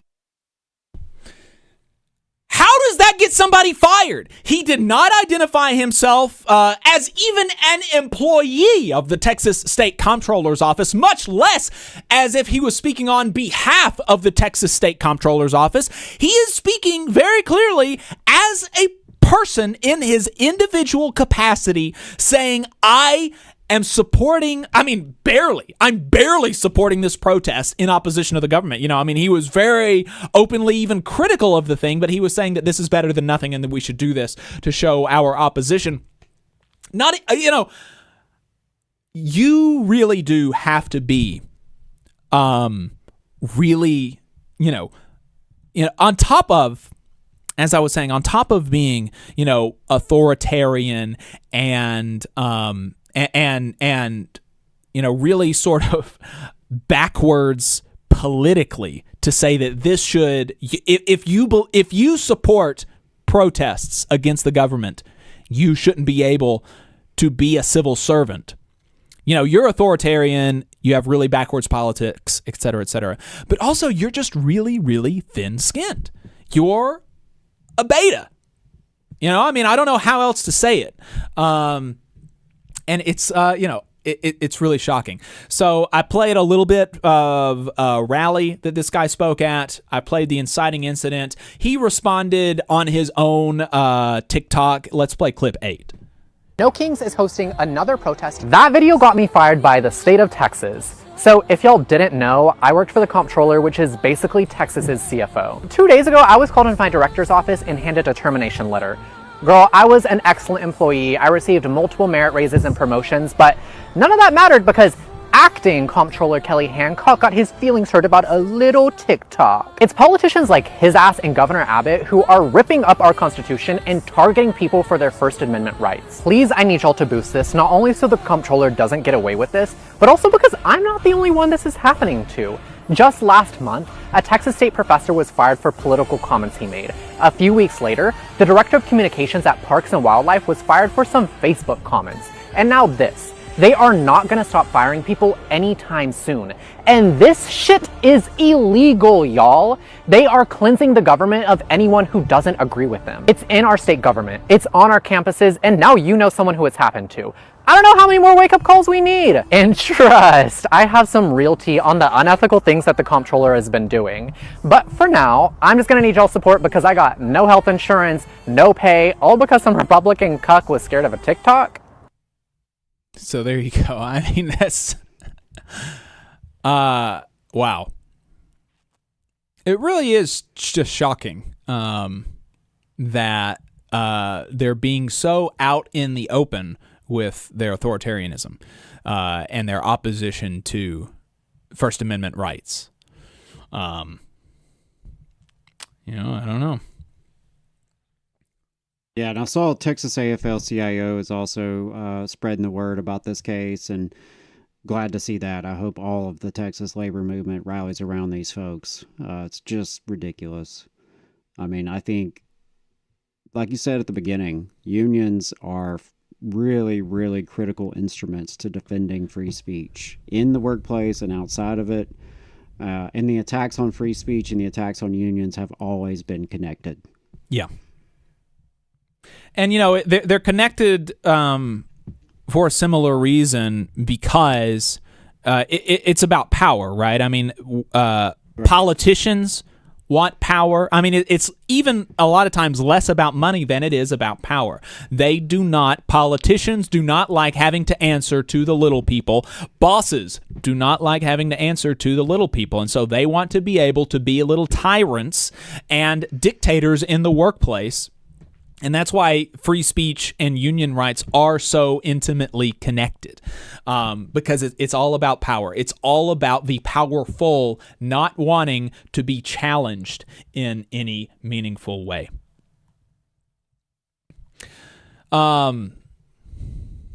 844-899-TVLR is the phone number, 844-899-8857 if you'd like to call in. We do have a caller on the line. This one is from a 469 area code. Caller from a 469 area code, what's your name and where are you calling from? Hey, this is Justin Chen. I'm president of AFG Council 238, representing U.S. EPA employees. I'm based out of North Texas. Justin, it's great to hear from you. I've had you, actually, your name is in my show notes to try to reach out and get you on the program. So it's really great to hear from you. I appreciate you calling in. What's on your mind? Yeah, first time, long time. I just wanted to call in because I saw the notes prior to the start of the show about how we're dealing with free speech issues. And obviously my union's been dealing with that. As you mentioned earlier, we had like 150 some members of ours get placed on admin leave over a dissent letter. And then a handful of them got terminated as probationary employees, as well as also as career conditional, permanent staff. And then we had over 60 of them get suspended for 2 weeks without pay. And, dealing with the fallout of that has been incredibly challenging on the legal front, just because, unfortunately, for us federal employees, we have to jump through a whole bunch of hoops because of the current existing laws in order to basically exhaust what are called administrative remedies through basically like Office of Special Counsel, the MSPB, et cetera, before you can even go to civil court. Right. And now the MSPB and the Office of Special Counsel have been basically defunct for Trump's entire presidency, right? Yeah. Unfortunately, one could argue that they're compromised institutions, if not at the very least, just extremely slowed down. I think there might be a quorum again on the MSPB, but nonetheless, it's a very challenging legal pathway for my membership to deal with. And quite frankly, we will defend and represent our members to the fullest extent of the law, but ultimately our power is through our labor organizing and our solidarity with other unions to stand up for, First Amendment rights and that kind of thing. So I'm also a delegate to the Dallas AFL-CIO Central Labor Council, as well as also on the interim board of the merger right now between Dallas and Tarrant County. We're forming a North Texas Labor Federation too. So mentioning that TSEU employee, that's top of mind as well, for a whole host of things. It's definitely living in the belly of the beast over here, both as a federal employee and also being in Texas. Yeah, absolutely. I really appreciate your work on that. I mean, as a labor council officer myself, I've got a soft spot for labor councils and labor federations. I think that they can be. This is not to say they are in all parts of the country, but they can be a very important institution for bringing people together, because there's just so few places where, in our labor council, we have people, our unions represent literally rocket scientists and grocery clerks. And so, you don't have very many opportunities to get those people in the same room together talking about what sort of community that they want to build. You mentioned that, you're an EPA employee and an EPA union representative, and you talked about how a bunch of your members were placed on administrative leave for a letter that they wrote kind of talking about some of the policies of the current administration that they disagreed with. Can you remind folks what was in that letter? I mean, were you calling for, terrible things to happen to the Trump administration or revealing trade secrets of the EPA or anything like that? No, of course not. This was very much within the regular line of not just of First Amendment, but just I think in broader legal history when it comes to being able to voice your opinion to your boss, basically, right. As far as managerial decisions and such. These people were speaking in their own personal capacity when they wrote this letter to Administrator Zeldin. So I think in any workplace, whether it be in the federal employee space or within the private employer space, you are fully within your right to speak to your boss and write a letter basically stating that you're not, you don't agree with the directions that they're making. And, it's clear retaliation when you start firing them just because they speak up. You mentioned that you're in Texas, kind of in the belly of the beast, both as a federal employee and as somebody living in Texas, which is really perceived as a very, very Republican place, even though the split is actually pretty down the middle. 55-45 is getting pretty close to being almost a purple state. But how do you feel like some of your your neighbors in Texas are receiving these attacks on free speech of federal employees, free speech of state employees, attacks on, the EPA, OSHA, institutions that protect and serve the American people in the federal government? How do you feel like this is being received by your neighbors in Texas? It's hard to tell really, just because I think what they use to divide people so much here in Texas, as well as in across the country. But, I've lived in the Sun Belt in the South for my entire life. And I think so much of it is just so heavily leaned upon within the culture war space that I think if people get it kind of twisted with regards to what they support and what they don't support. And, as a good old materialist over here, what I think it matters to people is what actually affects their material lives. So I think when they start realizing the people that are getting targeted are the ones that are civil servants that are looking out for their best interests, hopefully they realize that what is happening here is not going to be positively affecting their lives, whether it be protection from, environmental pollution, protection from, financial graft, all these kind of things. Essentially, I think that's the greatest challenge within the organized labor movement, is to continue to organize, expand our reach, unionize more workplaces, and make people realize that they are all part of the working class, unless they themselves are millionaires and billionaires, basically making money off of their investments and the ownership of the, owning the factories and owning the workplaces and that kind of thing. Right. So I want to think that people have the ideal of First Amendment and freedom of speech within this country. But I think, the more pessimistic side of me, or not even pessimistic, but I guess the more theoretical side of me is like, well, I don't think people care until it actually starts hurting them personally.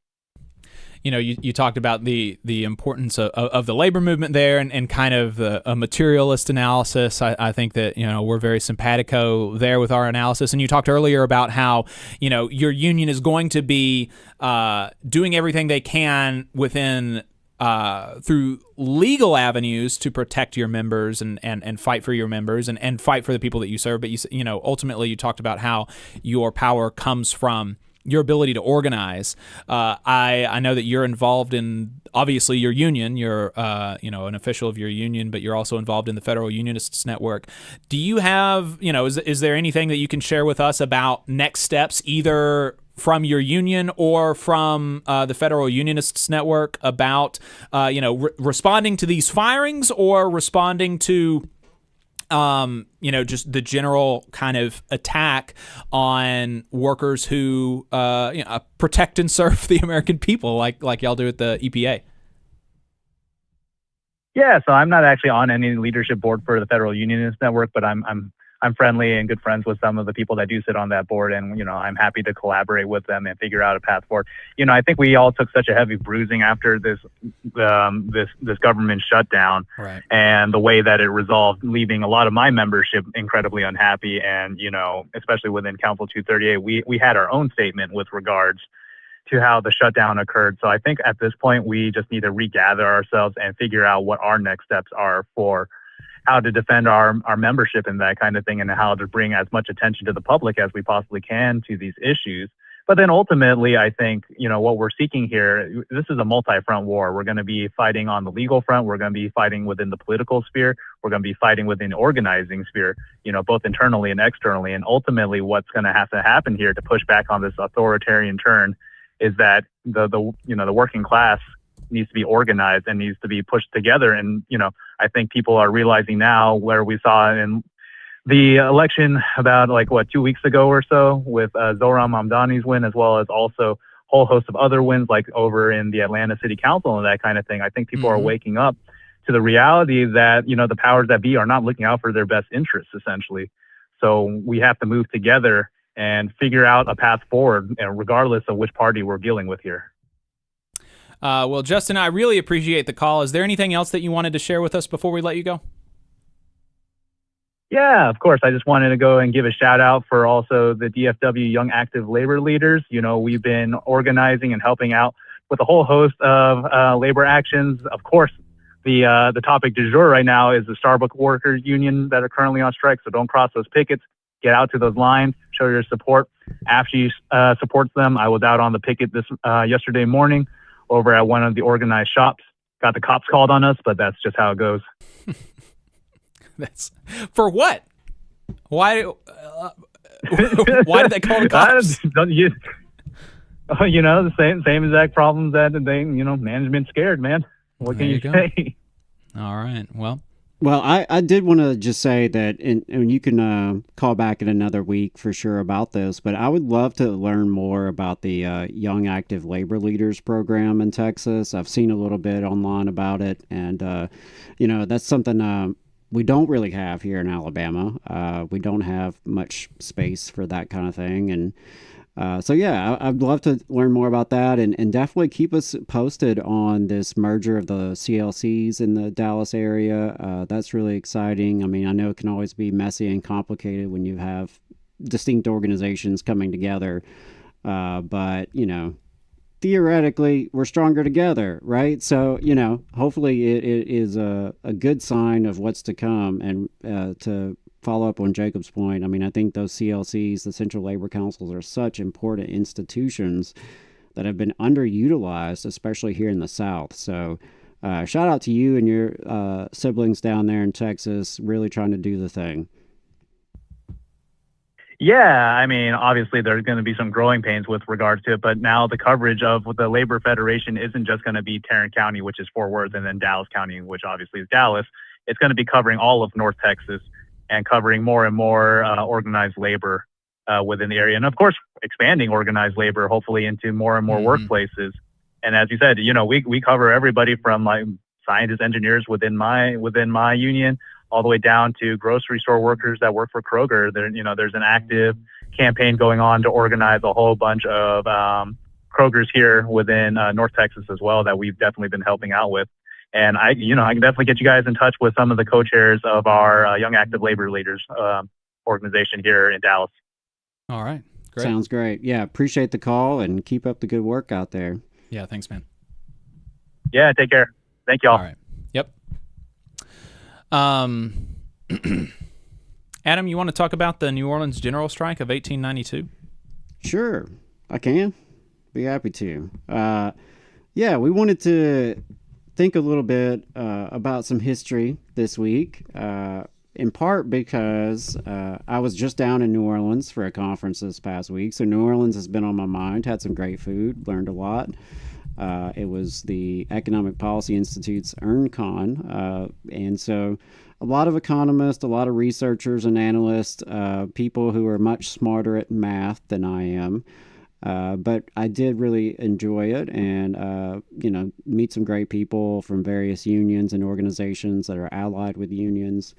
But we also had a nurse on this morning from National Nurses United, who has been part of a monumental strike there in New Orleans at the UMC hospital. And so all that got me thinking, and well, wouldn't you know it, this past week was the anniversary of the 1892 New Orleans general strike. And it's, a really remarkable story. It was a strike led by tens of thousands of everyday workers, black and white, who shut down an entire city. They faced down the bosses, the politicians, and the newspapers, and they won. And they did it in the Deep South in an era when racial division was truly the foundation of the economic order, right? This was 1892. So we're looking at, 15 years or so after Reconstruction formally ended and federal troops were pulled out of the South. This was, 4 decades before we had established federal labor law. So definitely a tough time to be organizing, and a really tough time to be organizing interracially here in the South. But in the fall of 1892, there were some integrated unions, and they formed what was called the Triple Alliance. It was the Teamsters, the Packers, and the Scalesmen. And these were the people who, physically moved the commerce of New Orleans, the men who hauled freight, butchered meat, and weighed the goods on the docks. The Union of Southern Service Workers describes the moment this way.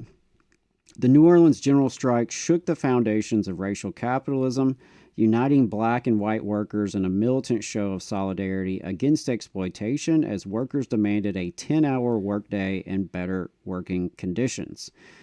So they were looking for overtime pay. They were looking for a 10-hour day. Of course, this was before the 8-hour day had become standard down here. And so they were also just looking for basic dignity, basically. And so there were over 30,000 union members, again, both black and white, from a variety of industries, who together were able to bring New Orleans to its knees in 1892 and brought the bosses to the bargaining table. New Orleans was the largest port city in the South, and the corporations responded the same way they always do when working people link arms. They panicked.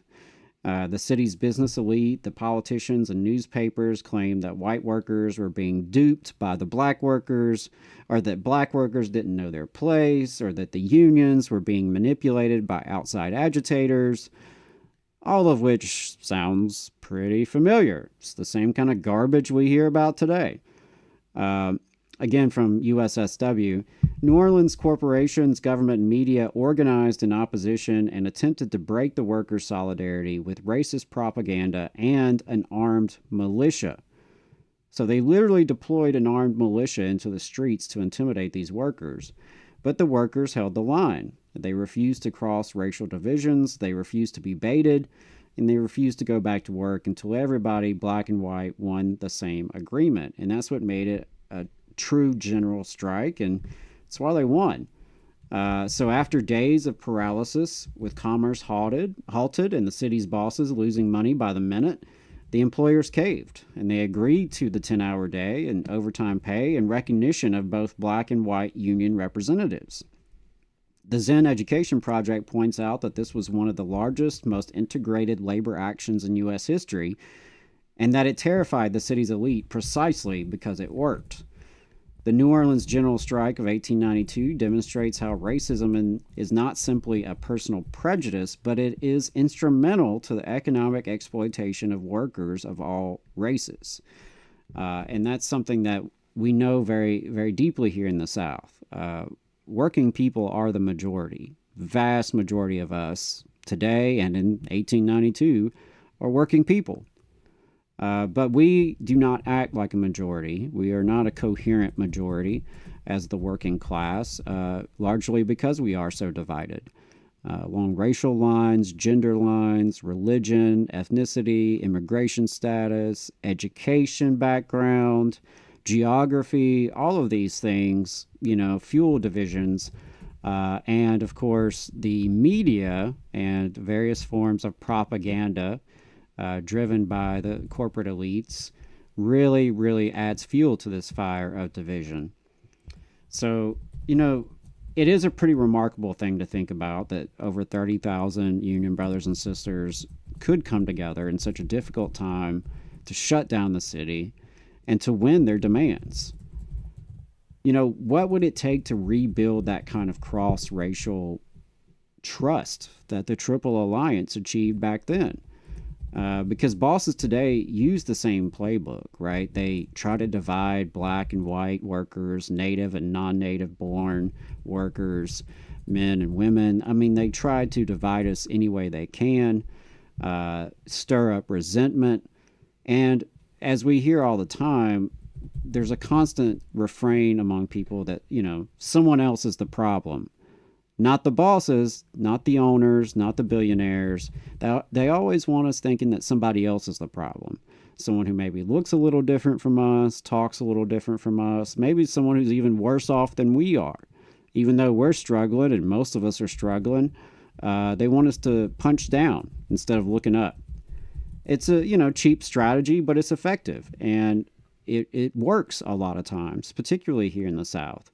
Unless we counter that and build bridges of solidarity that are strong enough to cut through all that division. So another thing I'm curious about is, why don't more unions collaborate like they did in this strike? We've seen some instances of this kind of collaboration. We've seen efforts to align contracts. Minneapolis, the labor movement up there has had a lot of success aligning contracts and working together. Of course, famously, the United Auto Workers, UAW, has called for unions across the country to align their contracts to expire on May 1st, 2028, as kind of a rallying point for, if not a general strike, at least, building up to that kind of scale of action and collective response to the crises that we're facing. But, back in this New Orleans general strike, the Triple Alliance was not just a slogan. It was three unions deciding that their interests were tied together. And a lot of times today, it feels like unions often act like islands, right? If the Teamsters are talking to the teachers and hospital workers are talking to auto workers, it's almost like an unusual thing, which we just brought up earlier in terms of the central labor councils, why those are such important institutions, because they actually get unions talking to each other. What I've encountered, especially down here in the South, is that a lot of times unions are not talking to each other. Even locals within the same national or international union often are not talking to each other across their different geographies, but certainly within the same city or same, area, a lot of times the different unions aren't collaborating and communicating with each other. And so there's not, it's hard to see a very unified movement of labor.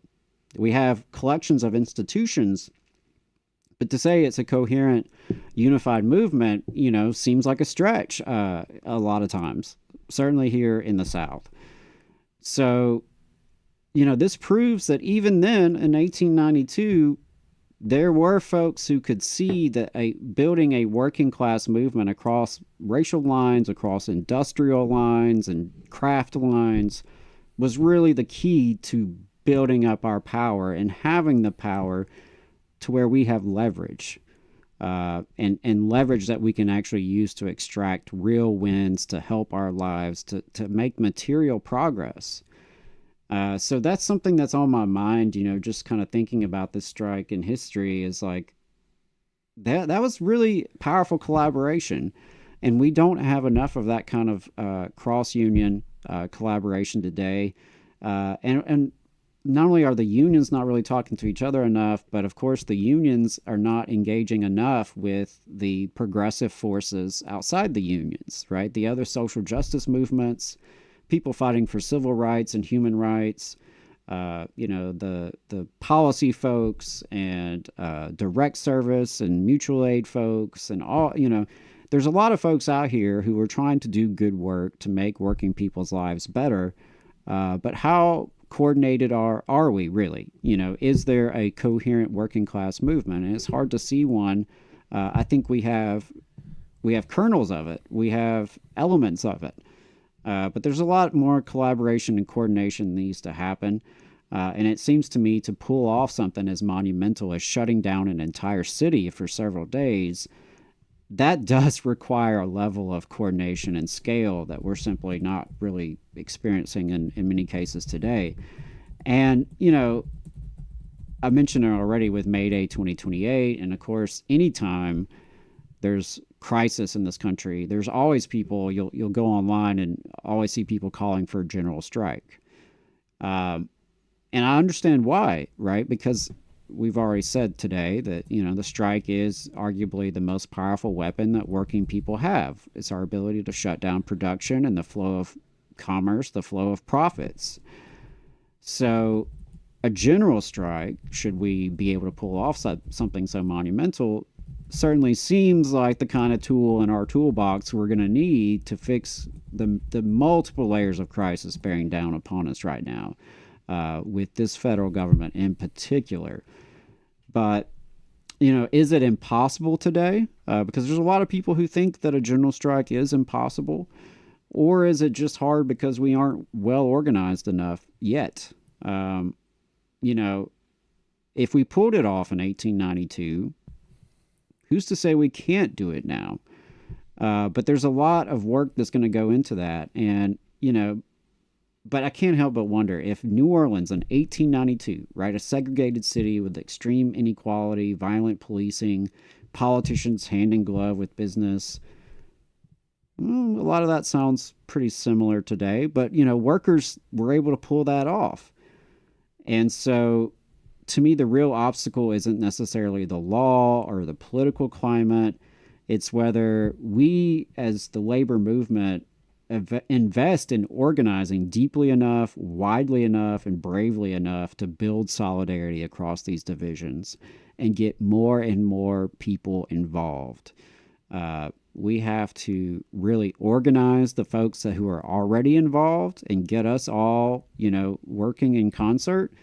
But then we have to build out our numbers. We have to build out our base. We have to get the disengaged people to at least be supporters. And we've got to turn those supporters into activists and turn those activists into organizers so that we can really grow a mass movement. And, the workers back in 1892 understood something that we sometimes forget, which is you cannot have a labor movement built on inequality.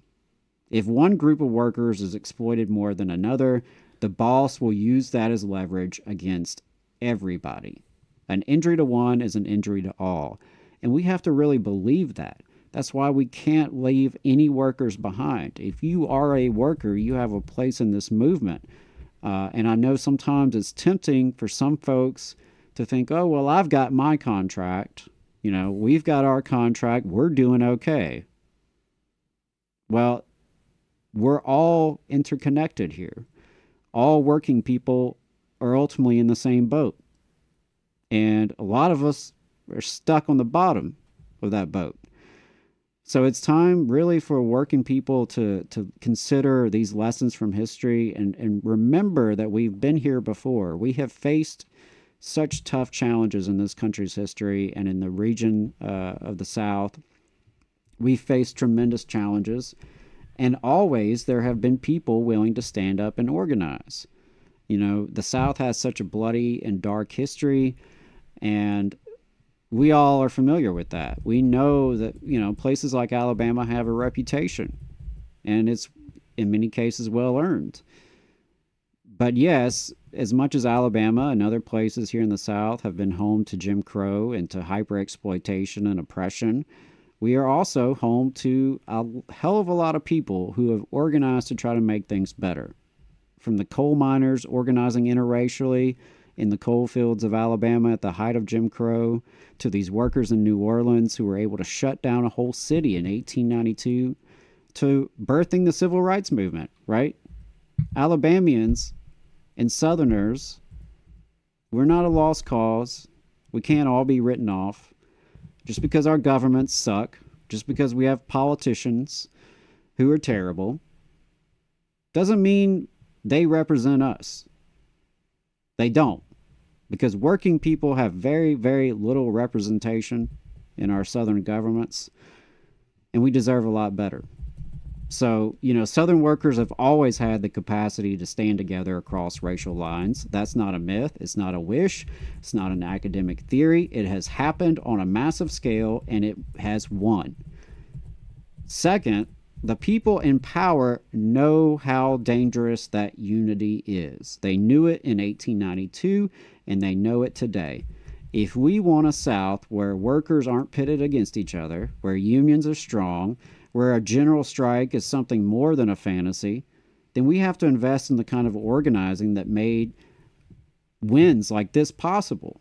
That means deeper solidarity, more collaboration, less territorialism, more courage, and an understanding that racism isn't just a social evil, it is a tool of the boss. These workers in New Orleans in 1892 showed us what's possible. And the question is whether we will follow their example. Appreciate that, Adam. And we're going to go ahead and wrap up. The phone number is 844-899-TVLR if you'd like to call in and leave us a voicemail that we can respond to on next week's program. We really appreciate y'all tuning in.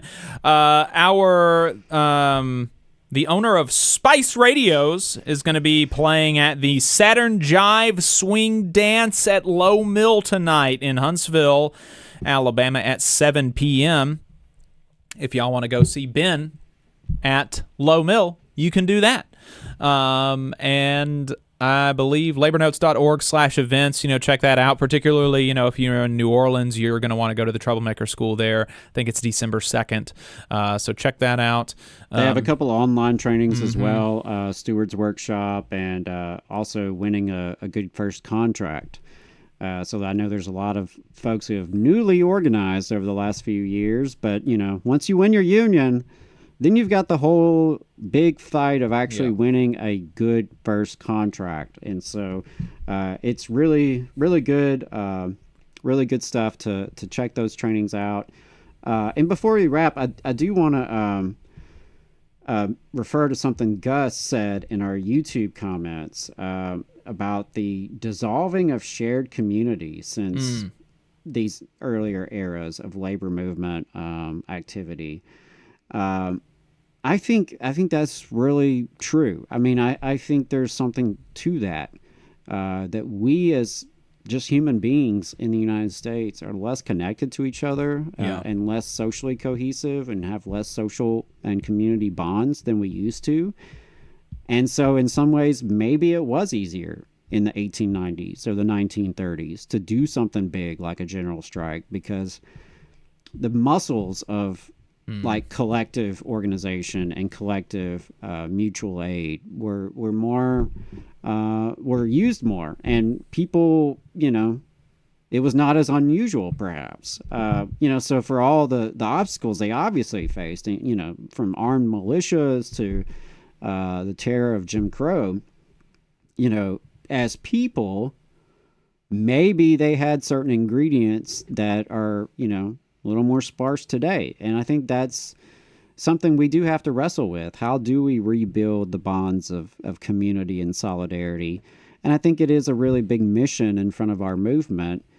And it's, it's as tempting as it is, and I'm guilty just like everyone else of like getting hyper focused on policy or contracts and grievances and bargaining and strikes and all this stuff.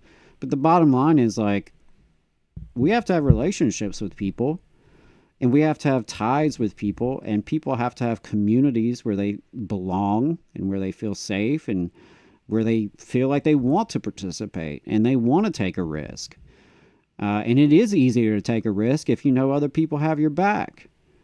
And so I think that's something that's really big that we're going to have to deal with if we want to grow this labor movement. And we should want to grow this labor movement, because whether you have a union or not, the decline of the labor movement over the last 50, 60 years has absolutely wrecked this country and its economy. It's at the root of why we have such inequality, why we're living in a new Gilded Age. And we know that workers organized on a massive scale in the 1930s, and we know that working people also organized on a massive scale in the 50s and 60s into the 70s to win broader social rights. And in a lot of ways, we haven't had a whole lot of reform since then, right? We had a wave of reform with the New Deal, a wave of reform with civil rights, voting rights, and other, legislation in the 60s. Since then, not a whole lot has happened to help working people coming out of Congress, right? We have to rebuild a wave of people power to the scale of the 30s and the 50s and 60s and 70s. We have to rebuild that kind of people power, a mass movement energy. That means everyone we know has to be involved in some way. Not everyone is going to be a spokesperson. Not everyone's going to be a strike captain. Not everyone can do that or wants to do that, but everybody can do something. Everybody can get others involved. And get people engaged in understanding that we have to have people power if we're going to make positive change. Doesn't matter if we have the right ideas. We have to have the force and the strength to make it happen, to pressure these politicians, to pressure these bosses, to make them do better by us. Appreciate that. We'll go ahead and call it a day then. Solidarity forever, y'all. Yeah, appreciate everybody tuning in. We'll see y'all next week.